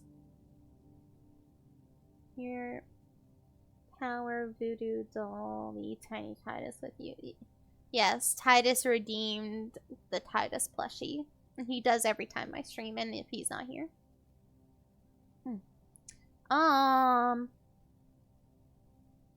You know, I don't want to make her upset by saying that toddlers are better than babies. I don't think they're very cute, though. But I do want to have kids. Lots of kids. I want a big family. Tammy tugs on her ear, which she does when she feels unsure of herself. She tugs on her ear a lot. Well, I hope that when the council allows new babies again, if I'm old enough that I can volunteer for it, she says shyly. I mean, I don't even know how it works, really, but they'll tell me, right? Oh, sweetheart, please don't. Speaking of a halfling, she's not a halfling. She is just a child with elf ears. She is technically human, but because of her augment when she was born, her genetic augment, I think, gives her elf ears for better hearing. They taught us this in sex ed. Did I break her little heart? Yeah. Tammy laughs nervously. Oh, Mimi, you know I'm not really good at school, and it's so embarrassing.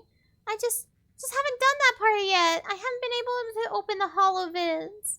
I know the basics, though, she says defensively. The babies start as teeny, weeny specks inside the womb, and then they get bigger and bigger, and then they come out. I just don't know the other stuff. Oh, sweetheart.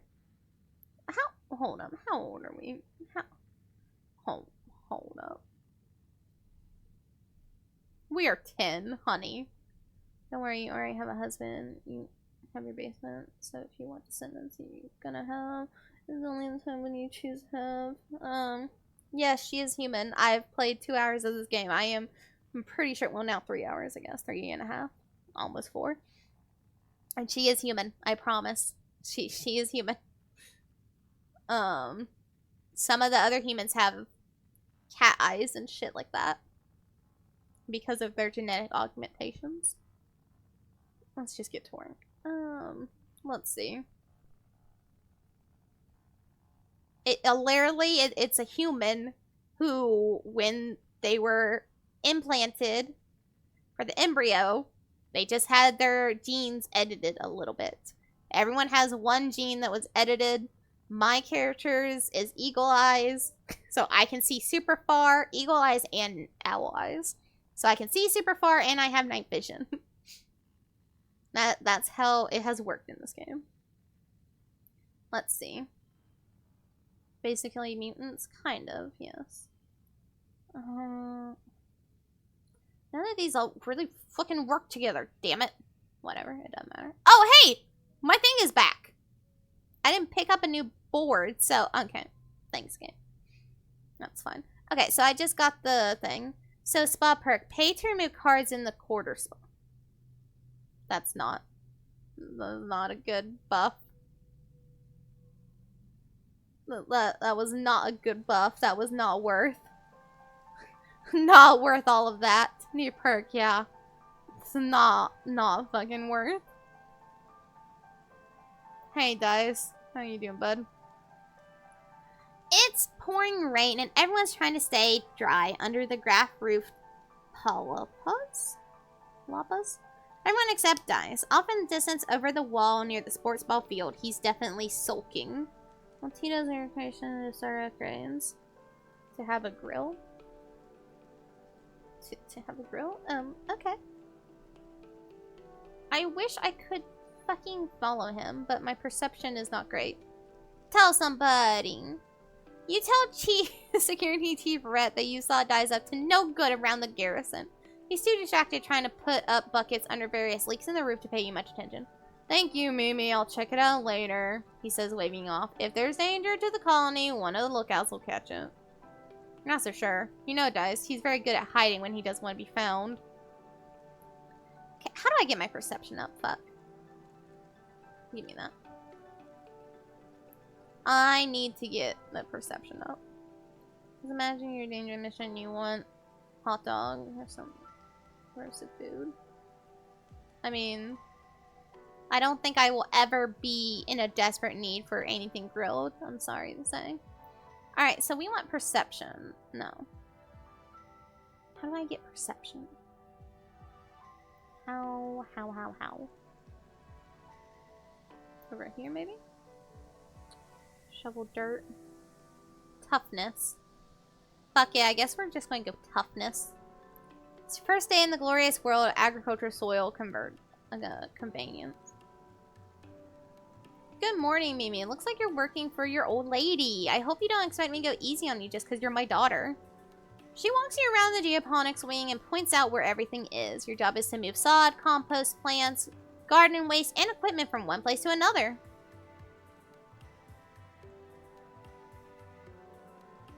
It has 17 million chances. One, you need a grill thing. I guess.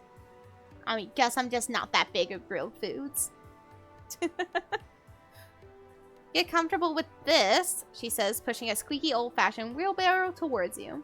Now, any questions before you start moving that dirt? No, let's just get to work. I don't care about all this. That's my girl, your mom says, slapping you on the back. You stumble a little. Arms start to ache after the first half hour of work, but you keep going. By the end of the month, you feel utterly drained and exhausted. And good somehow. You can feel your muscles growing already. Alright.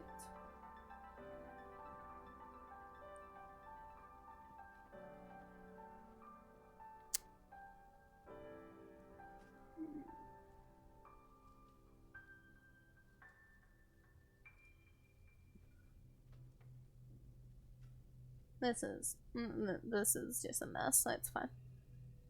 Minimum is better in the meantime. That Titus is the wife and you the husband. Is Titus is the one they say? What? What? What, Tito? What did you just say to me? You have a terrifying familiar dream. A monster crashing through the walls, unfathomably large, every part of it wriggling and moving and searching for something. tramples through the colony as you watch helplessly. Time shifts to the wreckage of your home. You're picking through it, looking for something. Tears streaking down your dust-covered face as you lift heavy pieces of debris, searching.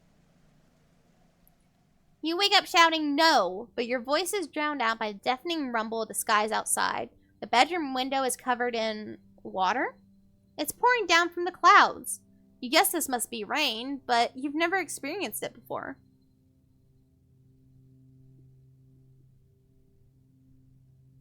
Now you try tuna? Yeah, I will never try tuna, so sorry. Sorry to disappoint.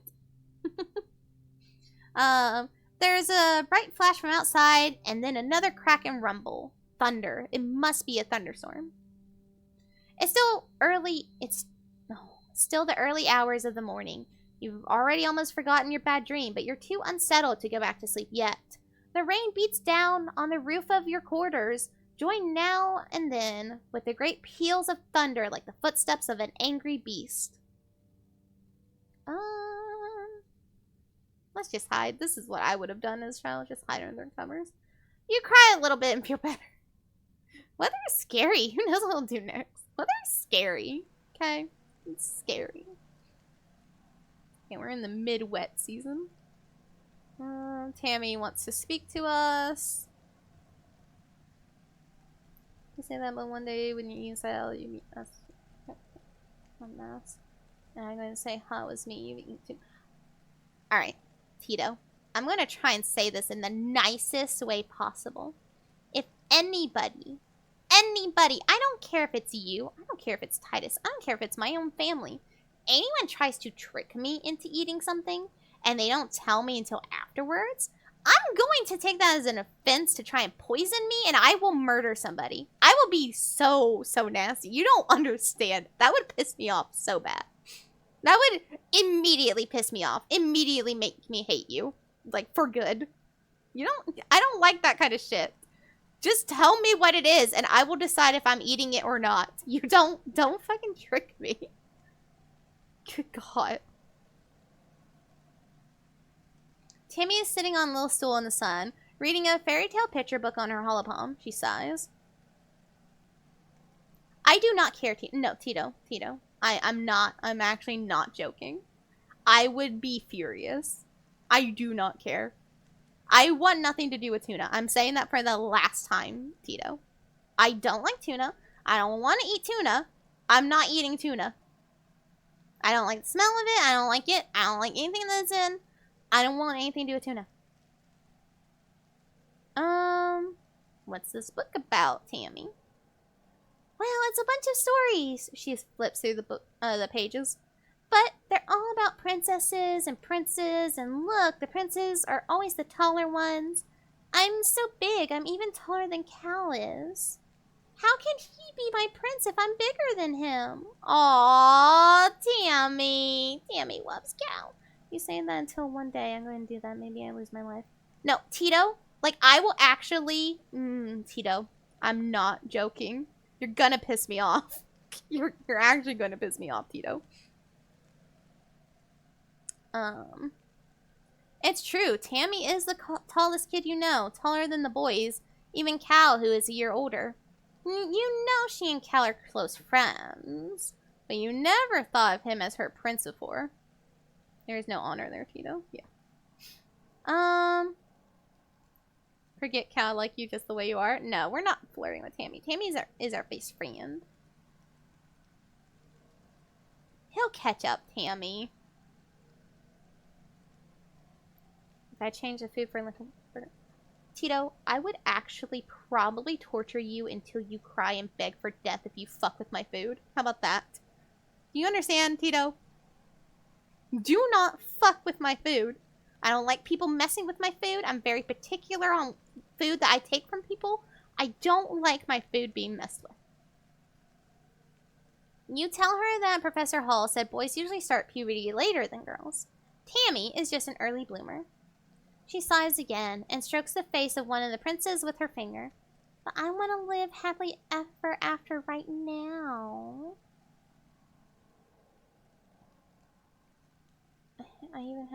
I don't like lentils, and I've had lentils. I do not like lentils.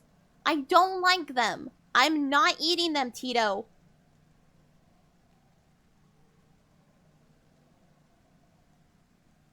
Jesus Christ. Stop with the fucking food that I don't like. I have no desire to ever eat it. Alright, we're going to relax because our stress is getting kind of high. And I want to make sure I'm low stress.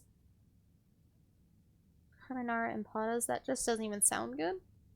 Can't imagine carbonara and empadas together. The lounge is a long, well-lit hall along the outer hull of the ship's midsection. It's strewn with tables and cushions and serves as a communal living room for the tiny one-room spaces every family is assigned. You flop down into the lounge's big beanbag pile with some of the other kids. Cal has a dazed, peaceful look on his face. The air smells so good on Vert, and so does the dirt even. You notice his clothes are filthy, but obviously Cal couldn't care less. An enemy bounces in. Holy crap, there's so much space to run around and play in. Com and Chief Rhett set up an outdoor sports ball court, and it's way huger than the old one on the ship. Tangent carefully selects one cushion from the pile and perches on it. School's expanding to some of the empty engineering bays, she tells you. And we're getting a big new lab to do experiments using local resources. There's so much to learn about this planet. An enemy rolls her eyes, but Tang continues. We shouldn't forget our studies just because we've landed, she says primly. I try with decent food, not with my food. Try fish ice cream. I try lots of food.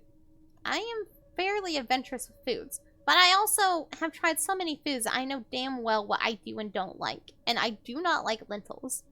I have tried it several times before. I do not like lentils.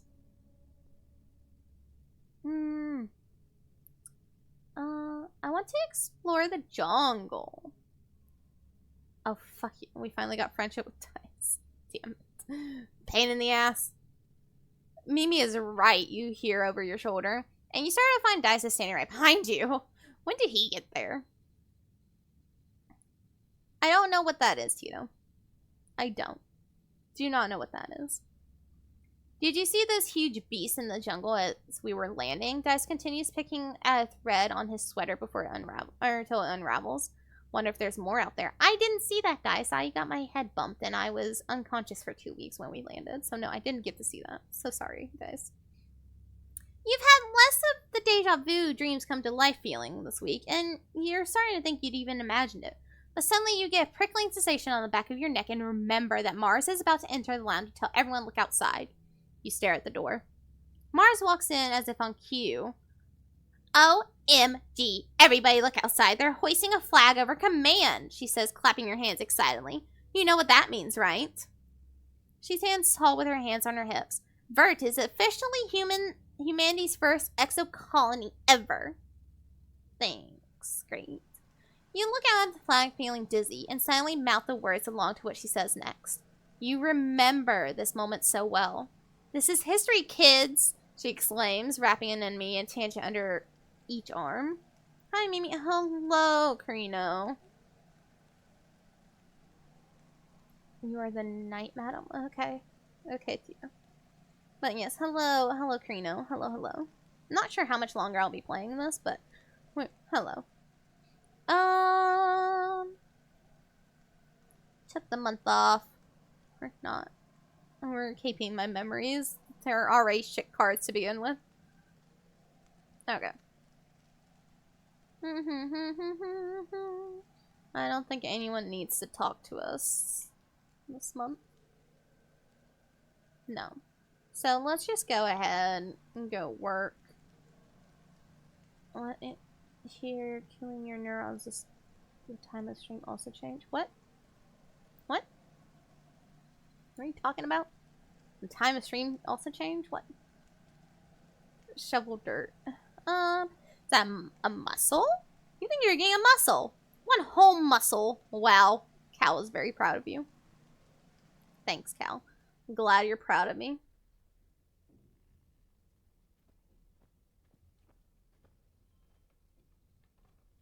Nope. There we go. That works. getting friendship with Cal. We're getting our toughness up. The days have been getting shorter with only the yellow sun barely skimming the horizon. One morning, you wake in the darkness and have to check your holopalm to know what time it is. You see a holostream from Mars. I refer with only me talking, your brain trying to survive my bizarre nature. Yes. Yes, Tito. Good morning to all my pals, if you can even call it morning. They've named it glow season because, like, everything is crazy glowing out there in the dark. I'm staying the heck inside for a month. What's the point of even going out if you can't see anything? It's going to be a long, boring month. No way, it looks cool out there. Look at that, it looks amazing. You peek out the window. The wormhole is the biggest you've ever seen it. Like a massive fiery ring in the sky. The planet must be very close to it now. And out in the jungle, something new is taking place. The plants are flowering, glowing, iridescent blooms, and everything is full of life. There are strange new sounds, long hooting calls and gurgling roars. After Mars' message is a notice from the council warning everyone to stay safe inside. Tammy's dad and the other surveyors have been called back and the gates closed for the month. There is a tension in the air as if everyone is waiting for something. You're in the glow. And I want to find that. Hey, Bunny. Yeah. I think there's like always only one thing out. But yeah, we're in the glow.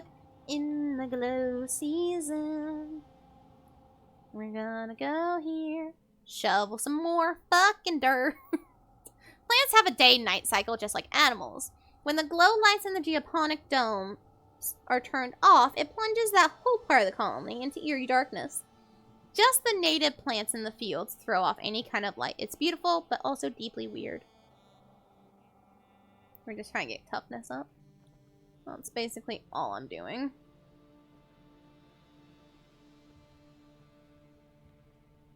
Here we go. Now it's easy.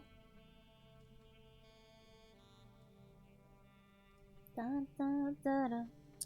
Dun, dun, dun, dun.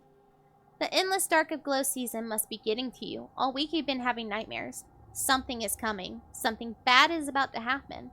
A dreadful mantra repeats in your head. You're hardly even surprised when the emergency sirens start up. You peek out the gates. Yes, they should be closed, but they're open. Just as you dreamed, or remembered. But the details are foggy. There were monsters. I don't have enough bravery to, Oh, bravery's up there. Ooh. I guess I have to hide. You find Dis and Tammy in the creche. Tammy gestures to you to come crouch under your table next to them, and takes your hand fearfully. The lights are dim.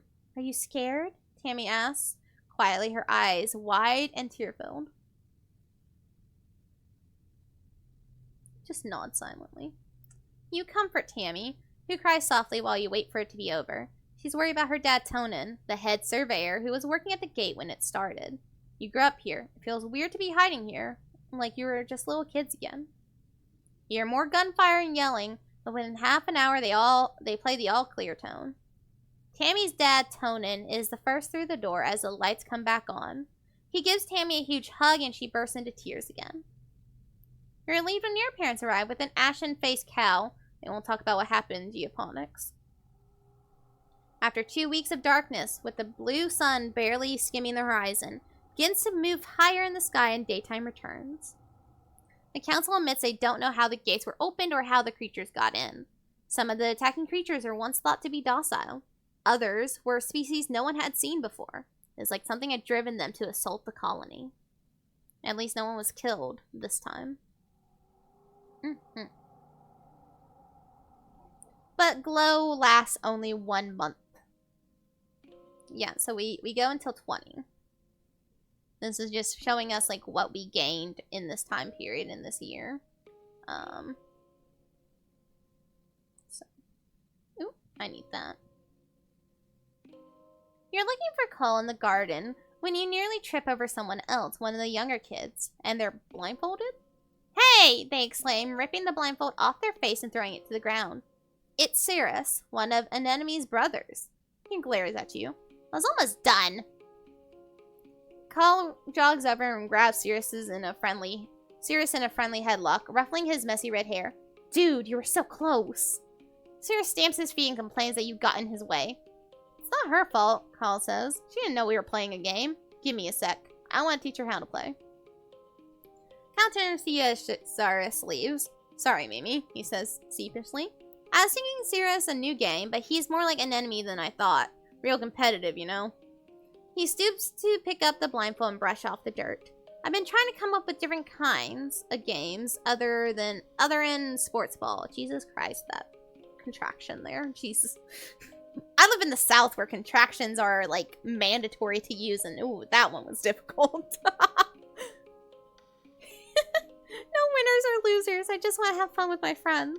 He looks at you hopefully. Do you want to learn how to play? Yeah. Sure. Cal smiles. A Cal smile looks as if it's going to stretch right off his face. Radical. What? Radical? Oh my god, his fucking vocabulary is killing me.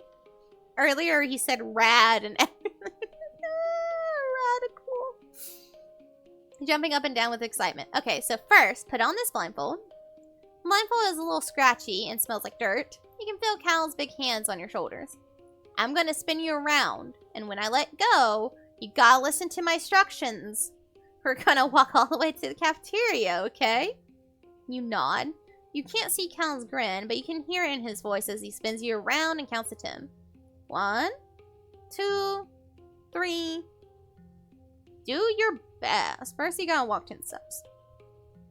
You take 10 steps straight forward, holding your hands out for balance. The rocky dirt between the garden beds crunches under your feet. Yeah, Cal says. Now turn to your right and take 15 steps until you get to the door. Get it right. You turn to the right and walk forward, counting out 15 steps. When you stop, Cal laughs. You can hear his footsteps crunching behind you. I forgot how much bigger I am than you. You're like 2 more steps away. You take 2 more steps until your outstretched hands land on the warm metal of the door. Success! Awesome, Cal says. You can't help but smile. This is fun. Now hit the door button on the right, and then keep walking forward until I say stop. Go really slowly, okay? You open the door and start to walk forward. The path slopes downwards and your feet slip a little bit. Even though you're moving as slowly as you can, real dirt is nothing like the metal floors of the stratospheric. It's turbo rocky here, Cal says, and you feel uneasiness prickle up in the back of your arms. Just keep going forward slowly. I mean, we'll trust him. I mean, it's Cal. Cal's not going to do anything to us. You slowly creep down the slope to the center of the colony, somehow managing to not bump into anything. Cal cheers. Okay, now turn a little to your right and keep walking straight. We're so close. I don't know where we're going. You carefully pick your way forward, stopping when you hear Mars's unmistakable voice ring out across the courtyard. What are you nullheads doing? Nothing? Cal tells her you're playing a game. Is that a real game? Mars scoffs. It looks like Mimi is just wandering around with a scarf over her eyes. Aren't you a little too old for that? I mean, maybe. Embarrassment burns in your belly as you tear off the blindfold, flicking away tears and sudden brightness. You can see Mars looking down her nose at you. Mars sneers, tossing your braid over her shoulder. I thought you were cooler, Mimi. Let me know when you're ready to play adult games. You're not sure what she meant by that. You become aware of Cal standing behind you. Sorry, Mimi, he says quietly. I guess it is kind of a silly game. You ask if he wants to get some watato juice from the cafeteria instead. You spend the afternoon brainstorming ideas for more games with no winners or losers. Okay, Cal. What do you want, Dad? You're looking a little worn out, my little firefly. Your dad greets you, looking concerned. You know, despite what your mom might say, there is such a thing as too much work. Maybe some R&R in the lounge would help recharge the solar cells? What do you say? I just need a hug. Your dad thrusts his arms wide. Well, get in here, tiger butter. As in like a tiger butterfly or what? After a long hug, you do feel a little better. Your dad gives incredible hugs. Well, him doing that allows us to work for one more month before resting. Tammy is crying and trying to hide it, wiping her eyes and blowing snot into her sleeve. What's the matter, Tammy? Oh. She hiccups. I watched that scary movie last night in the lounge. You remember it. Mothra vs. Godzilla. The 2085 remake.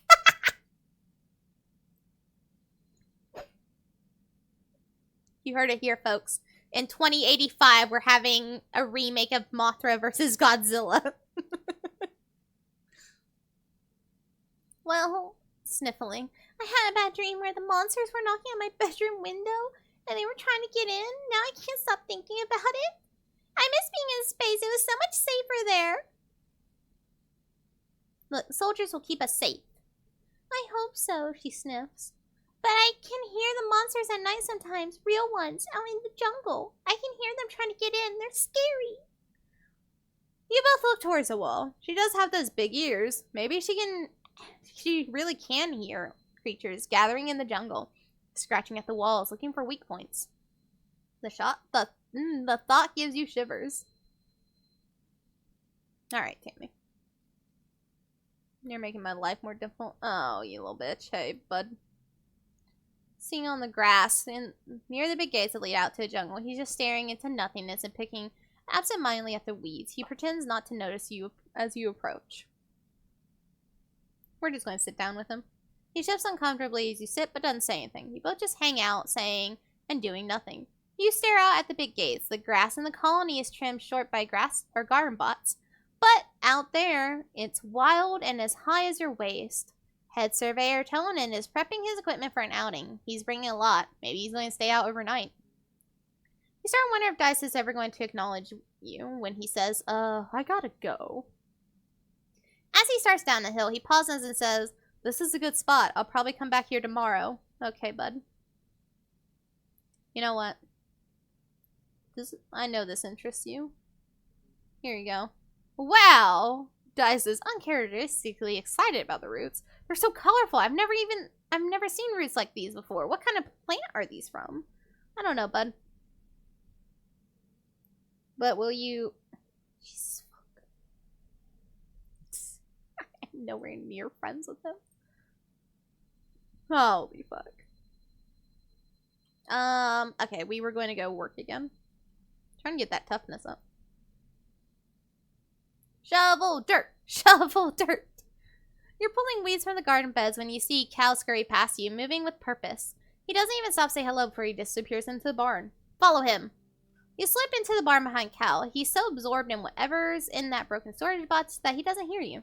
You can do it, he whispers. Come on, go, go, go.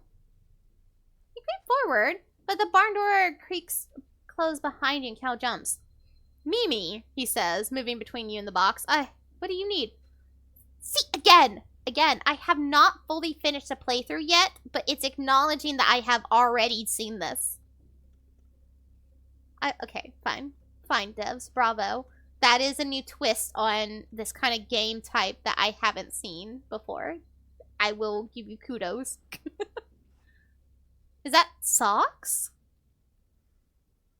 Cal blinks at you in confusion. Why would I keep my socks in a barn? Whatever Cal is going to say next is interrupted by a chirping noise from the box. Cal gasps and whirls around, and you both rush forward to look. Inside the box is a pink caterpillar-like creature about the length of your arm, blinking up at you with big, multifaceted eyes. Its mouth parts wave at you and make a clicking, chirping noise. It's hatched, Cal says. Hey, little baby, welcome to the world. See, I told you it was socks. Cal pokes the small creature on his shoulder. He touches one of its 6 white-capped feet. Look how cute that is, by the way. You're right. What a coincidence. I guess I'll call it Socks. Socks the dilly pillar. I hope nobody finds out. Same here, Cal says. You remember Mrs. Manners? The mouse we found on the Stratospheric? The grown-ups wouldn't let us keep her. I wonder what happened to her in engineering. Maybe Tang knows. It was probably killed. I have to hide her, Cal says, looking around. think she'll be okay if I keep her in the broken storage box? He places socks gently into the box and closes the lid. Go back to sleep, little buggy wuggy, he croons. Go back to sleep. Sleep tight. Alright. Card becomes a physical red. Okay. As you get older, they have conditions. The challenge suit. Yeah, that's fine. I wasn't paying attention to that at all. It's fine. we passed it. Doesn't matter.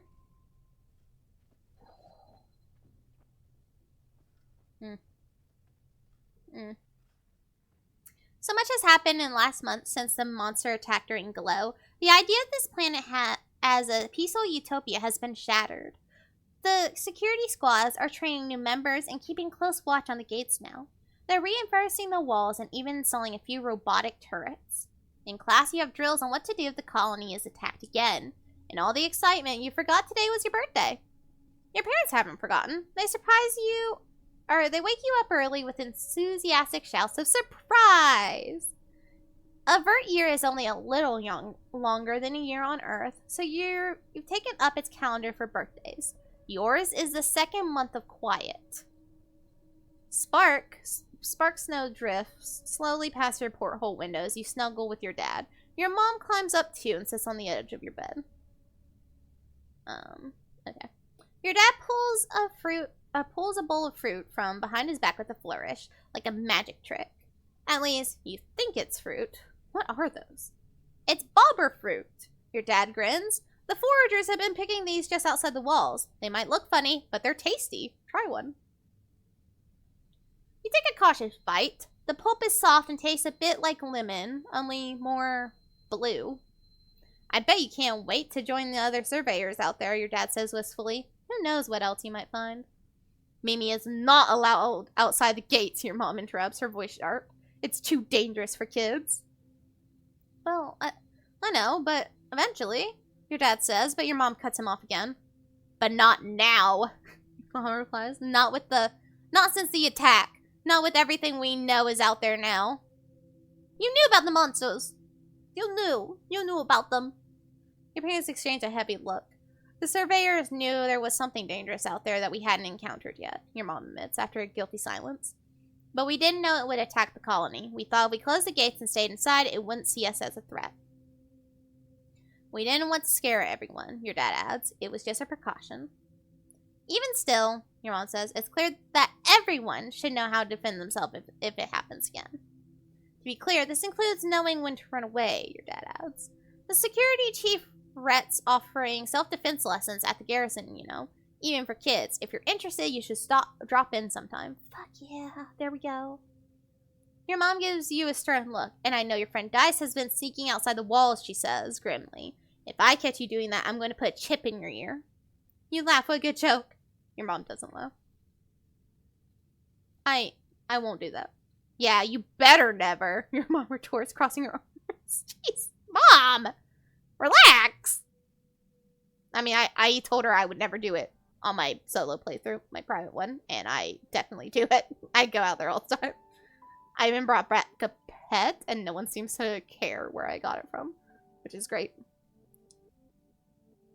Tammy beams when she sees you, like there's nothing better in the world than the sight of your face. Happy birthday, Mimi! She exclaims. She comes in for a huge hug. She smells so nice, like vanilla and flowers, and she's really good at hugs. This is for you, Tammy says. Aw, cake! Thank God, I'm gonna hold on to this cake and give it right back to her on her birthday. I made you this, she laughs, opening to reveal a little snack-sized cake. It's only a soy cake, but it's a soy cake made just for you. You take a bite. Okay, it tastes just like a regular soy cake, too. Tammy did what she could with what the colony has. Tammy watches you eat the cake with the look of delighted satisfaction. You can share if you want, she hints, smiling sweetly, if that would make you happy. Of course, Tammy. Come on. Tammy laughs. Okay, so for anyone who's curious on why I'm so, like, attached to Tammy, is yes, she did die in my playthrough, and that's why I wanted to save her. But it's because she reminds me of my best friend when I was growing up. Cheyenne. She was my best friend throughout school and all that. And she and I met in 7th grade, and we were just inseparable after that. And she reminds me of Tammy so much. Like so much. Tammy laughs. I was just kidding. I made my own, silly Billy, she says, pulling out a second box. Let's eat them together. Need a break soon. I'll take a break in a second. After I make sure no one else wants to talk to me.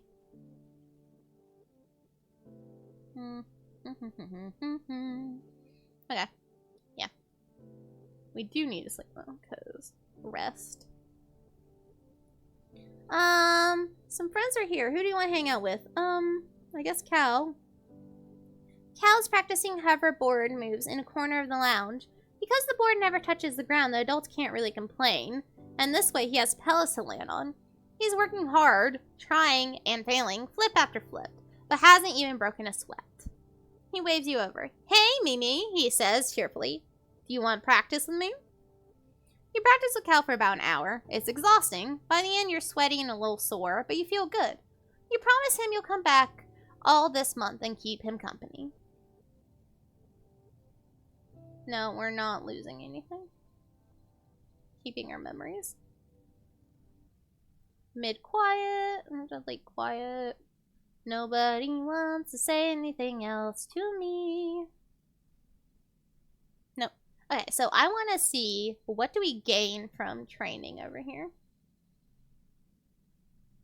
Defensive training. We get +2 combat, 1 animal. Ooh. You attend your first session of Security Chief Rhett's self-defense class. It's a small class.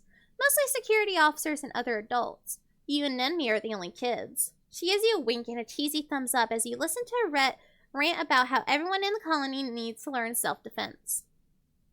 You could be walking along thinking you're safe within the walls and a flying animal could swoop out of the sky. Then what would you do? Rhett chops the air with his hand. I'll tell you what you're going to do. You're going to chop that beast right in the throat. Okay. I appreciate Rhett. Rhett is great. He points at the assembled class. But only if you learn what I'm about to teach you. And the only way to learn is by doing. Who wants to volunteer? Okay. The security chief doesn't scare you, or so you pretend. Rhett's like the biggest adult you know, and he's so intense. You step forward, and Rhett nods as he crouches down. Okay, he says. I'm a manticore stalking you through the forest. What do you do? I fucking run. Oh my god, that was right. Hold on. There's a smattering of laughter among the other students, but you have to live your truth. If you see a manticore, you are out. Rhett doesn't laugh. That's correct, he says proudly. Only engage with the enemy when there's no other alternative. No one walks away from a fight without getting hurt. So the first rule of self-defense is to not put yourself in situations where you need to fight. That was right. I chose the right answer. Once you've learned situational awareness, we'll move on to hand-to-hand self-defense, drawing on a variety of martial arts. Only when I'm confident that you're ready will we advance to weapons. There aren't many weapons in the colony, mostly stun gloves and batons, and a few rifles. So plasma rifles. You hope you don't have to use them, but begin to know how. But up, bump. Damn, that was pain, but that's fun. Ba-da-da-da-da. Ba-da-da-da-da. Ba-da-da-da-da. Da-da-da-da-da. But it has been a little over 2 hours, and I am very tired. Okay, stream. We'll do that as stream.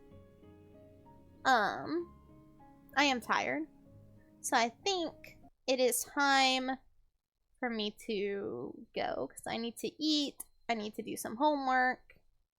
Since I will be turning off my computer, like unplugging it late tomorrow night, so that I can quickly set up the new one. Let's see. Who are we going to go raid? Is there anyone that I currently follow? Yeah, there are. There are a few.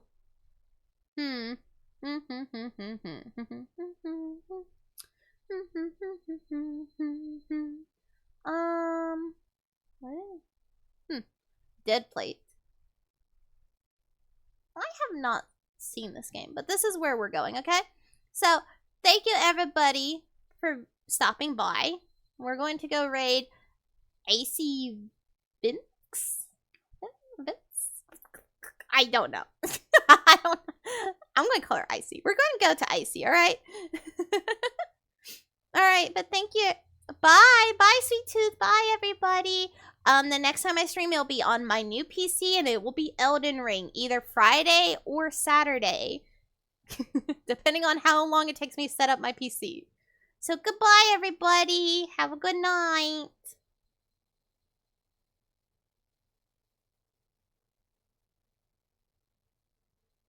What the? I've never had a